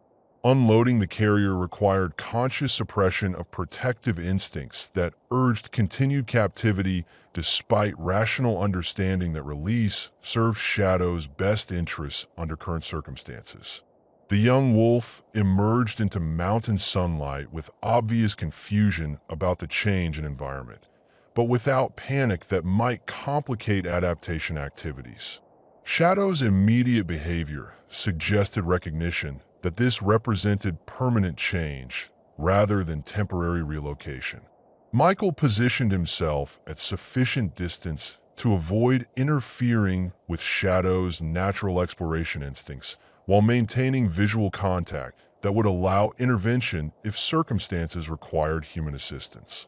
The young wolf began systematic investigation of the new environment with methodical thoroughness that suggested retained wild instincts despite prolonged captivity. These behaviors provided encouraging evidence that Shadow possessed capabilities necessary for independent survival. The afternoon progressed through Shadow's gradual expansion of territorial investigation, while Michael documented behavioral changes that would provide closure for his scientific observations of wolf development during captivity. Shadow's movements showed increasing confidence and purpose as familiarity with the environment grew, suggesting successful transition from artificial security to natural challenge acceptance that represented healthy psychological adjustment. As evening approached, Michael prepared for the final separation that would restore Shadow to wild existence, while ending their unprecedented winter partnership. The young wolf had demonstrated remarkable resilience and adaptability that provided hope for successful survival despite family losses and challenging circumstances. Michael's intervention had saved Shadow's life during winter crisis, and Release honored that salvation by providing opportunities for natural existence rather than comfortable captivity. The moment of final departure required acknowledgement that their relationship had achieved its intended purpose through Shadow's transformation from helpless pup into capable young adult prepared for independent survival. Love had facilitated growth that made separation both necessary and appropriate. Regardless of personal emotional costs that would characterize Michael's adjustment to solitude after months of extraordinary companionship. The morning of release dawned with crystalline clarity that seemed designed to illuminate every detail of the process that would transform Shadow from captive animal into free wolf. Michael had spent the night in his truck at the edge of the valley, maintaining proximity that provided security for both himself and Shadow, while avoiding interference with natural adaptation processes that needed to begin immediately upon release. The young wolf had spent its first night of freedom in a rocky outcropping that provided shelter while offering observation points for assessing its new environment. Shadow's behavior during the initial hours of freedom revealed the remarkable retention of wild instincts despite months of comfortable captivity. The young wolf moved through the valley with systematic thoroughness that suggested genetic programming for territorial assessment and resource identification. Every water source was investigated, every potential shelter examined, Every scent trail analyzed with professional competence that would have impressed experienced wildlife biologists. Michael observed these activities through binoculars that allowed detailed documentation without human presence that might interfere with Shadow's natural learning processes. The young wolf's movements showed increasing confidence as familiarity with the environment developed, suggesting successful psychological transition from artificial security to natural challenge acceptance. These behavioral changes provided encouraging evidence that captivity had not eliminated essential survival capabilities. The first test of Shadow's hunting skills came during mid-morning when a ground squirrel provided opportunity for practical application of predatory instincts that had been developing through play activities during captivity. Michael watched with professional fascination as Shadow employed stalking techniques that demonstrated remarkable sophistication for such limited experience with actual prey. The successful capture and consumption of the squirrel confirmed that Shadow possessed practical hunting capabilities rather than merely theoretical knowledge. More significantly, Shadow's behavior following the successful hunt revealed retention of social instincts that suggested continued hope for pack contact despite recent family losses. The young wolf carried its prey to elevated positions where vocalizations could travel maximum distances, then delivered calls that clearly intended communication with potential pack members who might exist within hearing range. These behaviors indicated that Shadow had not abandoned expectations of social contact, even while adapting to solitary existence. The afternoon brought Shadow's first encounter with larger wildlife that would characterize normal pack territory interactions. A small herd of deer provided opportunities for assessment of hunting capabilities that would be crucial for long-term survival, while their presence indicated habitat quality sufficient to support wolf populations if other pack members existed in the region. Shadow's approach to the deer demonstrated tactical thinking that suggested genuine understanding of hunting strategies rather than simple predatory response. The stalking sequence that followed revealed both Shadow's capabilities and limitations as an inexperienced hunter facing prey that required sophisticated coordination for successful capture. The young wolf employed concealment and positioning techniques that would have been effective with pack support, but lacked the experience necessary for solitary hunting of animals significantly larger than ground squirrels. The unsuccessful hunt provided valuable learning opportunities while confirming that Shadow would need time to develop skills appropriate for independent survival.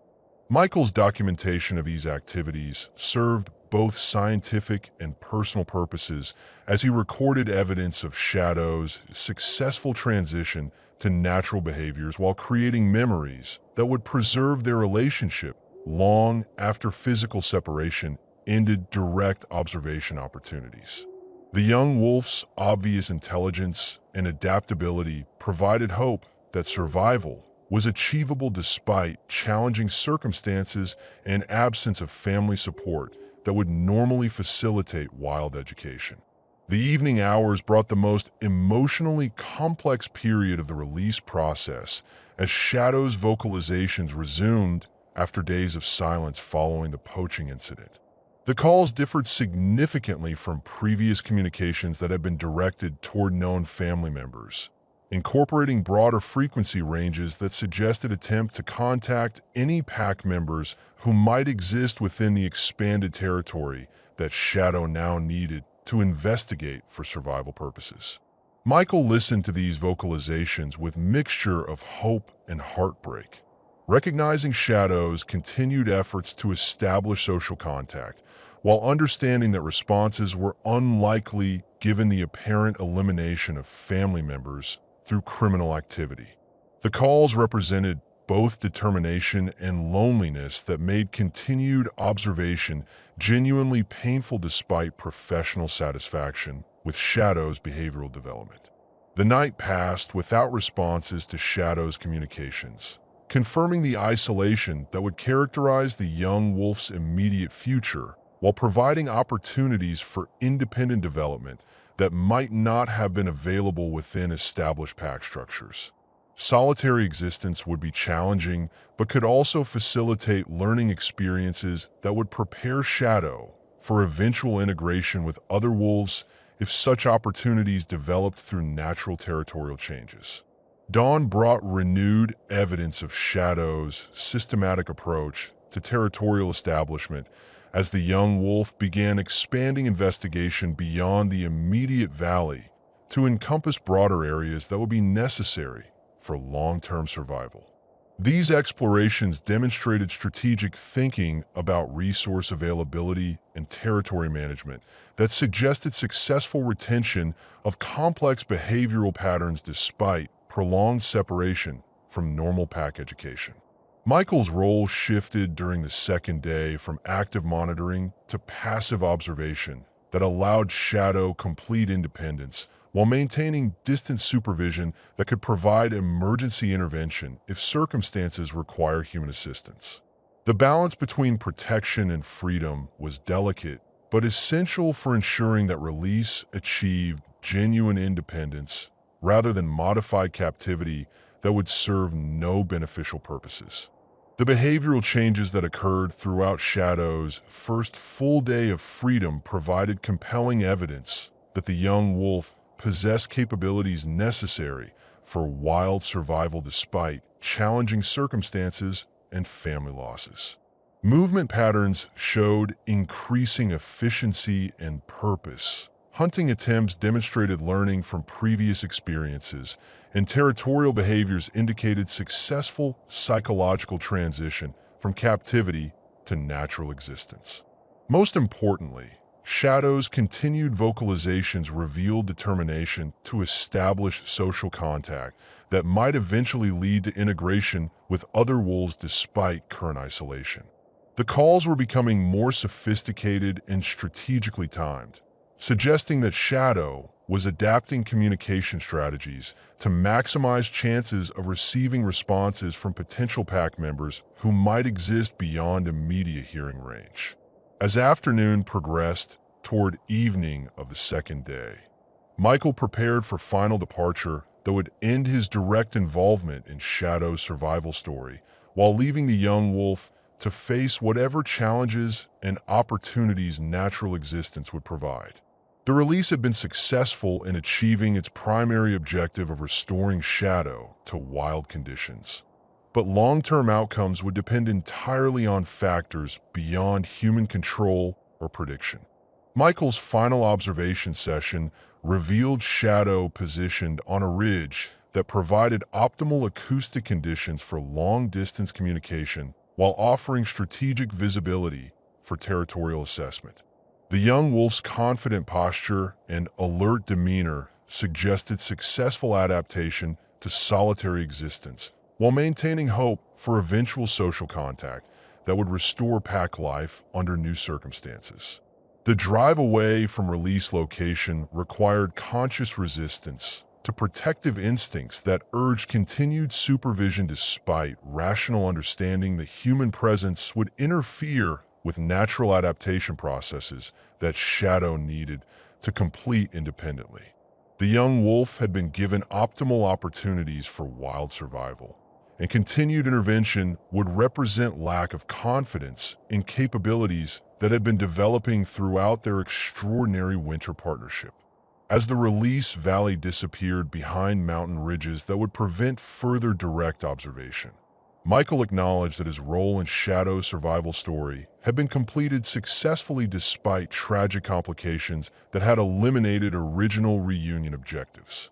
The young wolf was alive, healthy, and possessed capabilities necessary for independent existence in natural territory that would provide opportunities for meaningful life regardless of uncertain long-term outcomes.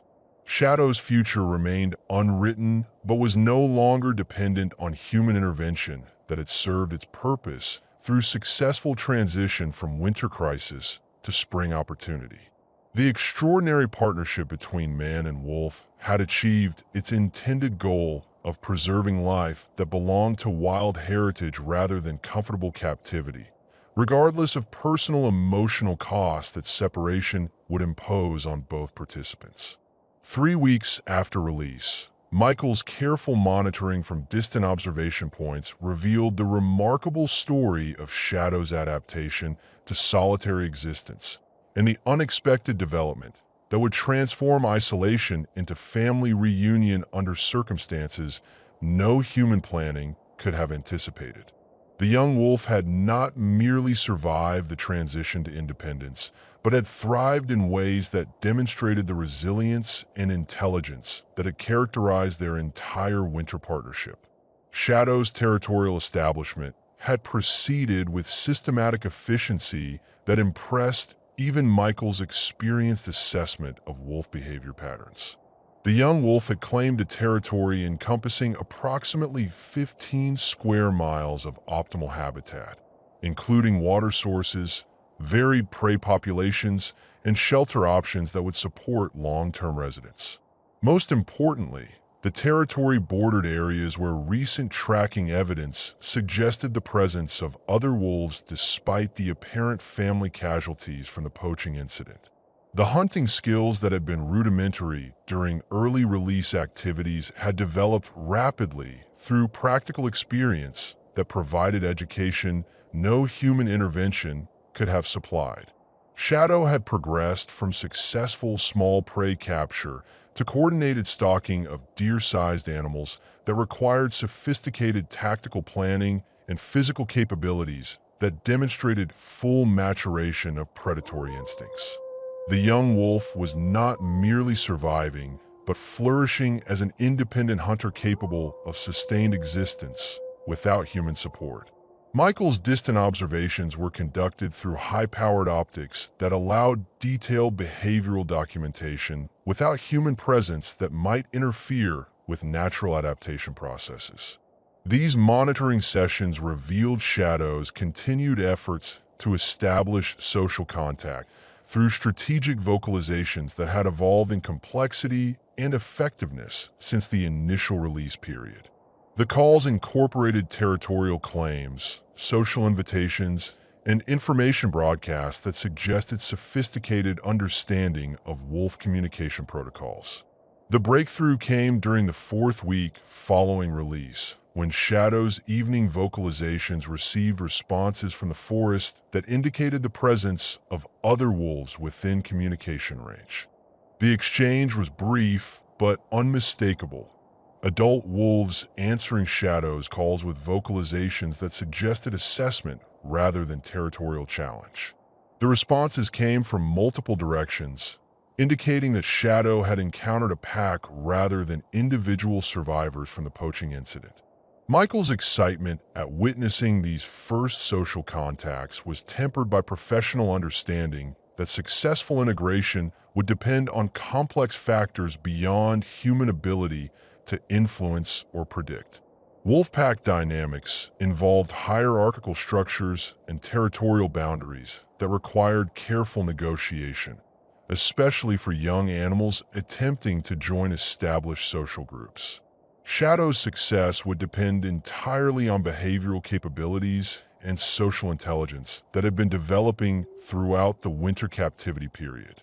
The initial contact period extended over several days as Shadow and the responding wolves engaged in careful assessment of mutual compatibility and territorial arrangements. The communications revealed sophisticated negotiation processes that involved exchange of information about hunting capabilities, territorial claims, and social status that would determine whether integration was possible under current pack conditions. Shadow's responses demonstrated remarkable diplomatic skills for such a young animal. Michael's monitoring revealed that the responding wolves were indeed a small pack consisting of an adult pair and 2 juveniles from the previous year's breeding cycle. The group appeared to be establishing new territory following disruption from the poaching activities that had affected the entire region's wolf population. Their willingness to consider accepting a new member suggested both social flexibility and recognition that Shadow possessed capabilities that could benefit the pack's survival prospects. The actual physical meeting between Shadow and the pack occurred during dawn hours, when Michael's observation capabilities were limited by distance and lighting conditions. The encounter was brief and apparently successful, as subsequent tracking revealed that Shadow had joined the pack's movement patterns while maintaining individual identity within the group structure.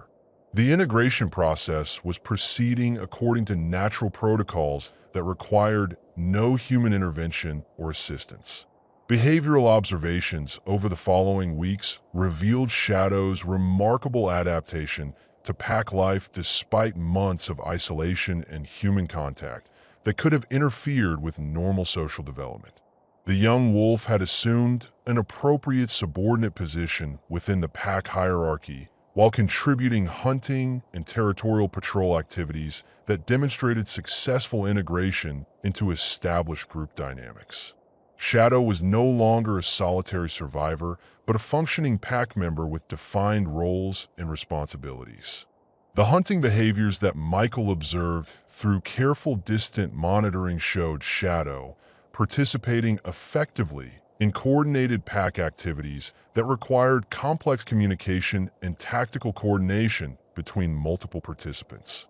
The young wolf's contributions to successful hunts indicated that captivity had not eliminated essential social skills despite prolonged separation from normal pack education. Shadow was holding its own within an experienced group that demanded practical competence rather than accommodation for inexperience. Most significantly, Shadow's behavioral patterns showed no signs of the human habituation that had concerned Michael throughout the winter captivity period. The young wolf exhibited appropriate wariness toward human presence when distant observation activities were detected, suggesting that pack integration had reinforced natural caution that would be essential for long-term survival in territory where human activity posed potential threats. The social education provided by pack membership was addressing concerns that no individual preparation could have resolved. Michael's journal entries during this period reflected professional satisfaction mixed with personal pride in Shadow's achievements that validated every decision made during their extraordinary winter partnership. Day 72 post-rescue, he wrote, "Subject has successfully integrated with established pack and demonstrates full behavioral competence for wild survival. Pack membership has provided social education and territorial security that ensure long-term survival prospects regardless of future environmental challenges." The clinical language could not mask emotional satisfaction that Shadow had achieved the natural life that had been the goal of intervention since the February rescue during the winter storm.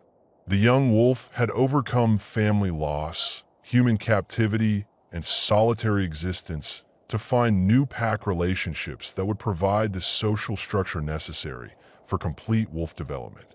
The outcome exceeded even optimistic projections for success that had sustained Michael through months of uncertain decision-making. Radio communications with wildlife services revealed that pack formation and territorial establishment throughout the region were proceeding normally despite the disruption caused by poaching activities. Shadow's pack was part of broader recovery processes that would restore normal wolf populations through natural reproduction and territorial expansion. The criminal activities that had threatened to destroy Shadow's reunion opportunities had not prevented ultimate success through alternative pathways that no human planning had anticipated. The final observation session occurred 6 weeks after release, when Michael confirmed that Shadow had not only survived the transition to pack life, but was thriving as an integral member of a stable social group that would provide security and education for continued development. The young wolf's transformation from rescued pup to functional pack member represented complete success for intervention that had preserved life during crisis while facilitating natural outcomes despite complex obstacles. Michael's departure from active monitoring marked the end of direct human involvement in Shadow's survival story. Though the success of pack integration suggested that the young wolf would continue to flourish within natural social structures that would provide everything captivity could never have offered. Shadow had found family again, different from what was lost, but equally capable of providing the pack relationships that were essential for complete wolf existence. As spring progressed toward summer, Michael understood that Shadow's story would continue without human observation or intervention, guided by instincts and social bonds that belonged entirely to the wild heritage that captivity had preserved but never replaced.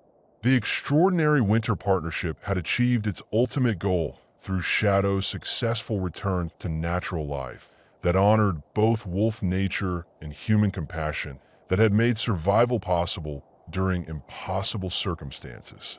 Summer brought the full flowering of Shadow's transformation from rescued pup to accomplished wild wolf, a metamorphosis that Michael documented through careful long-distance observations that revealed the remarkable success of pack integration and natural education processes that no human intervention could have provided.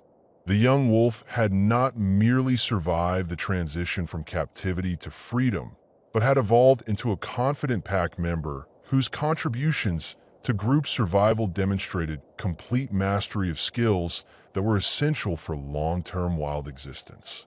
The pack summer territory encompassed nearly 40 square miles of prime Montana wilderness, an area that provided abundant prey populations, varied terrain for tactical hunting, and water sources sufficient to support the group throughout the demanding season when young wolves completed their education in survival techniques that would determine their lifetime success rates. Shadow's adoption territory represented optimal habitat that would facilitate learning experiences unavailable in less favorable environments. Michael's monitoring revealed that Shadow had assumed responsibilities within the pack structure that indicated both acceptance by established members and development of capabilities that contributed meaningfully to group survival activities. The young wolf participated actively in territorial patrols that maintained boundaries essential for exclusive access to prey populations, while hunting contributions had evolved from tentative assistance to genuine leadership in situations that required the energy and speed that characterized younger pack members. The hunting education that Shadow received through pack participation provided practical knowledge that surpassed anything theoretical preparation could have offered during the winter captivity period. Coordinated pack hunting required sophisticated communication skills, tactical awareness of terrain and prey behavior, and physical coordination between multiple participants that demanded split-second timing and absolute trust between pack members. Shadow's successful integration into these activities confirmed complete social development despite the unconventional circumstances of its early education. Most remarkably, Shadow had begun demonstrating innovative hunting techniques that contributed original solutions to challenges encountered by the pack during seasonal transitions that affected prey availability and behavior patterns. The young wolf's adaptability and problem-solving capabilities, possibly enhanced by exposure to human environments during captivity, provided tactical advantages that benefited the entire group while establishing Shadow's value within pack hierarchy structures that rewarded practical contributions to collective survival. The social dynamics within Shadow's adopted pack revealed healthy relationships that transcended simple dominance hierarchies to include cooperative partnerships that maximized each member's strengths while compensating for individual limitations. Shadow's position within this structure had stabilized at a level that provided security and belonging while allowing for continued development toward eventual leadership roles that might emerge through natural succession processes as the pack evolved over time. Michael's observations documented specific instances of Shadow's continued development that demonstrated retention of intelligence and adaptability that had characterized their winter partnership. The young wolf had learned to exploit environmental opportunities that other pack members overlooked, including seasonal food sources and shelter options that required innovative thinking rather than traditional behavioral patterns. These capabilities suggested that captivity experience had enhanced rather than diminished Shadow's survival prospects. The territorial establishment activities that characterized summer pack behavior provided Shadow with comprehensive education in resource management and strategic planning that would be essential for eventual independent territory establishment or pack leadership responsibilities.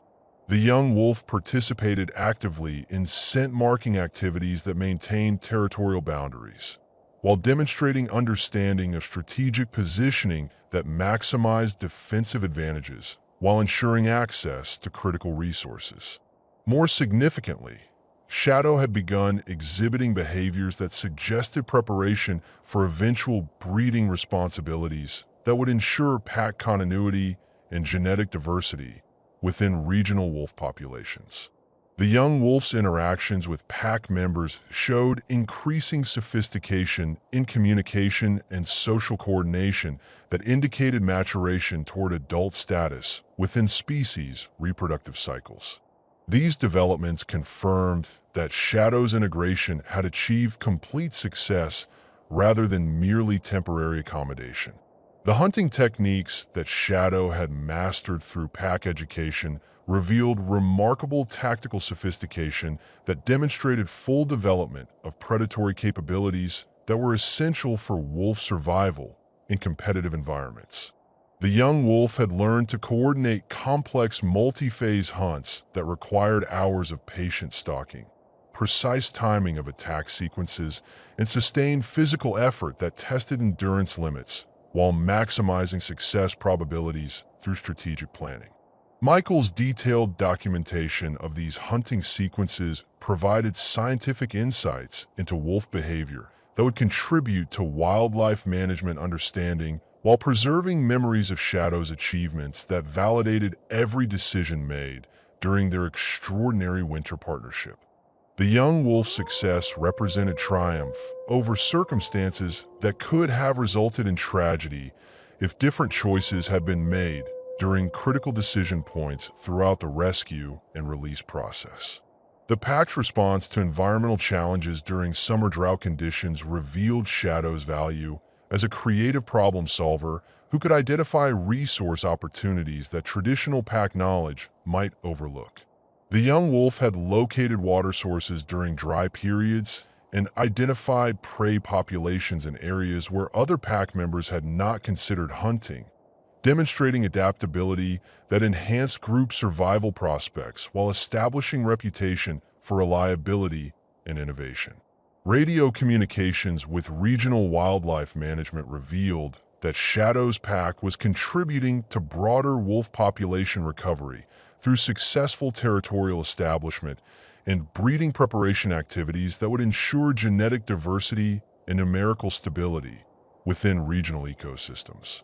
The pack's success represented part of larger conservation achievements that validated protection efforts and demonstrated the resilience of wolf populations when provided with adequate habitat and protection from human interference. The behavioral observations that Michael conducted throughout summer months confirmed that Shadow had achieved complete psychological adjustment to wild existence without residual effect from winter captivity that might have interfered with normal development.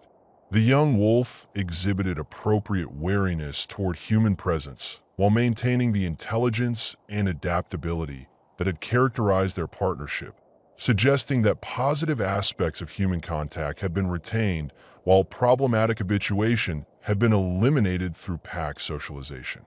As summer progressed toward autumn, Shadow's continued development within pack structures provided evidence that the intervention had achieved its ultimate objective of preserving life that belonged to wild heritage rather than human control. The young wolf had found not merely survival, but meaningful existence within social relationships that honored species nature while providing opportunities for individual growth and contribution to collective welfare. The success of Shadow's pack integration represented validation of decisions that had seemed impossibly complex during winter months, when outcomes remained uncertain and options appeared limited by circumstances beyond human control. The young wolf's achievement demonstrated that patience, careful planning, and willingness to accept uncertain outcomes could result in successes that exceeded even optimistic projections for intervention effectiveness. Michael's final summer observations revealed Shadow as a fully integrated pack member whose contributions to group welfare had established permanent position within social structures that would provide security and purpose throughout adult life.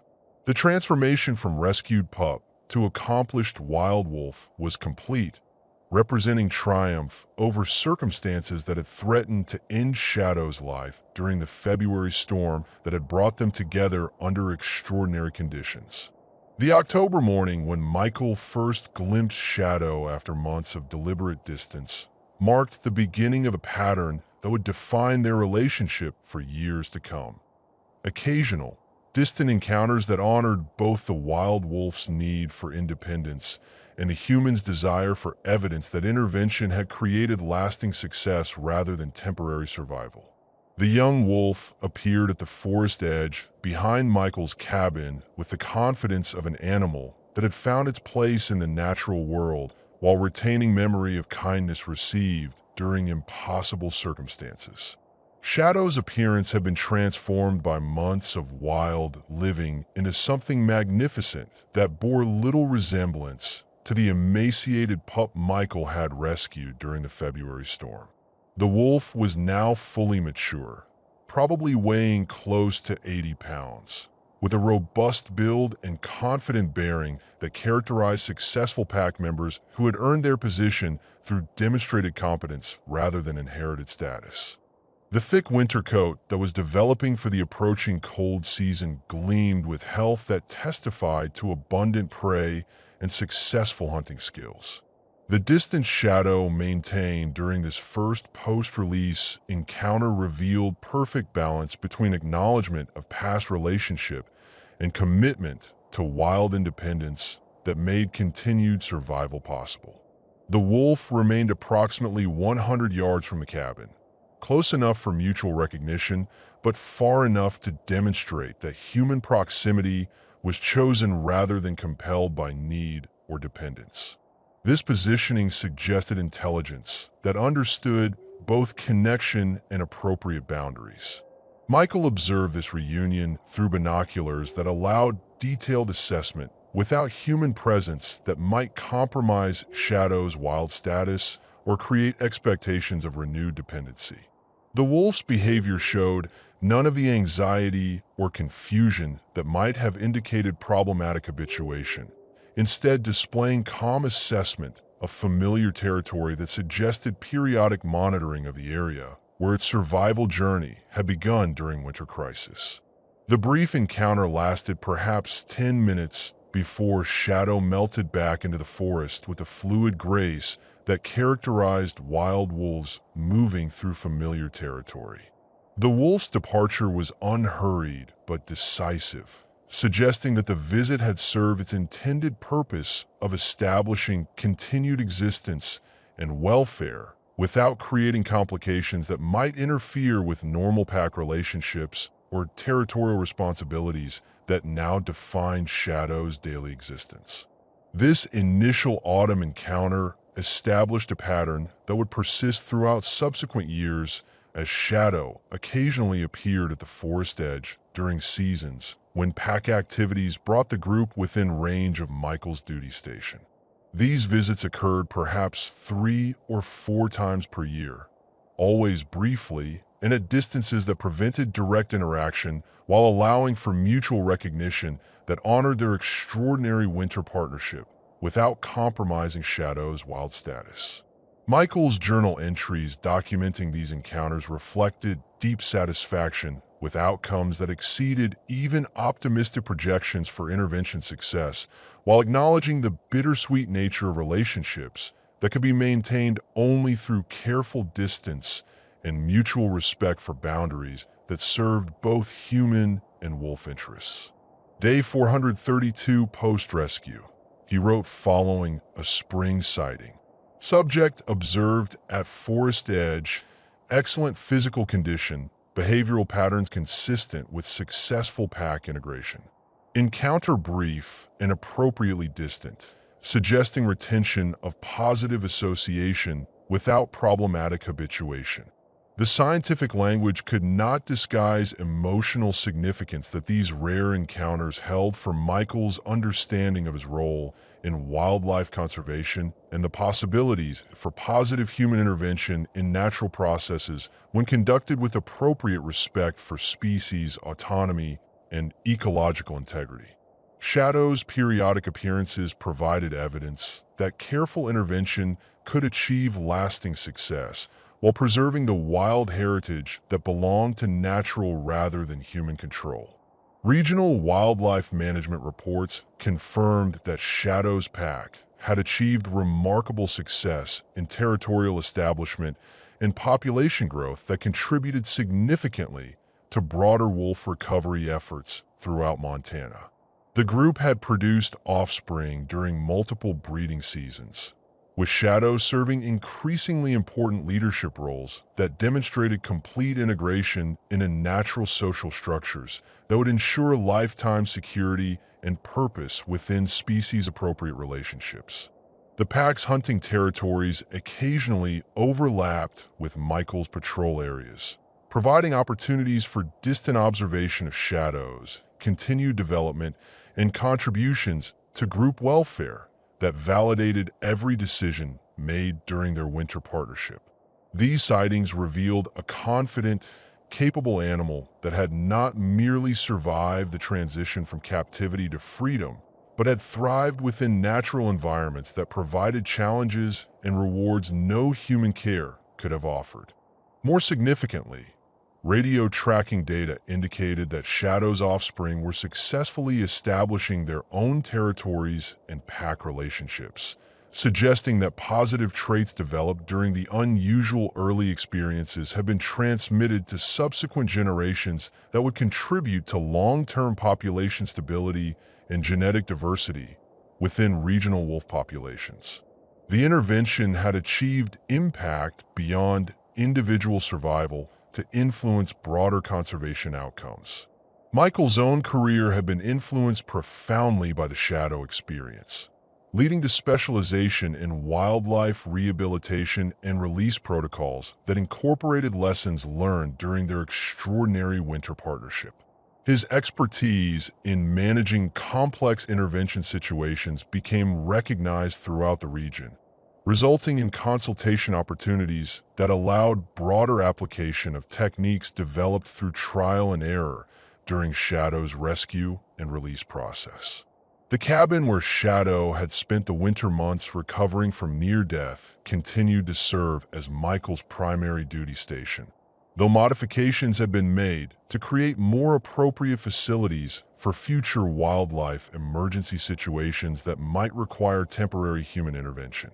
The mudroom retained its basic configuration, but included equipment and protocols that would facilitate proper care without creating habituation problems that could compromise eventual release success. Years passed with continued occasional sightings that confirmed Shadow's ongoing success within wild pack structures, while maintaining the distant acknowledgement of their relationship that honored both connection and boundaries appropriate to their respective roles in natural and human communities. These encounters became landmarks in Michael's own development as a conservation professional who understood the possibilities and limitations of human intervention in wildlife crises. The most recent sighting occurred during late autumn of the 5th year following Shadow's rescue, when a mature wolf appeared at the familiar forest edge, accompanied by 2 young adults that were clearly offspring bearing genetic markers inherited from their remarkable parent. The family group maintained appropriate distance, while allowing for mutual observation that demonstrated Shadow's success, not merely as individual survivor, but as contributing member of species recovery that would influence Montana wolf populations for generations.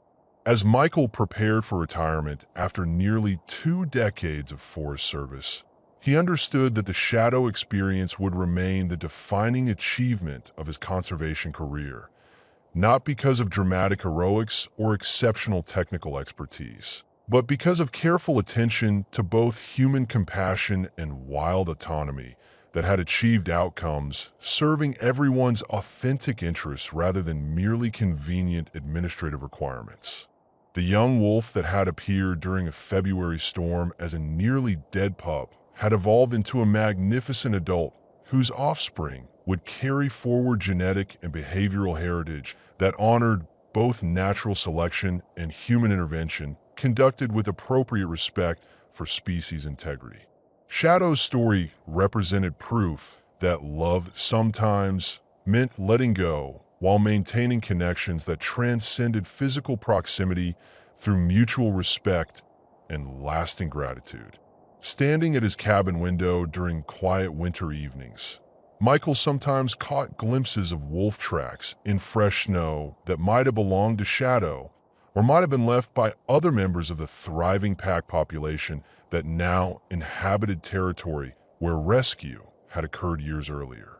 The uncertainty was appropriate and satisfying, representing successful integration of human care into natural processes that continued beyond human observation or control.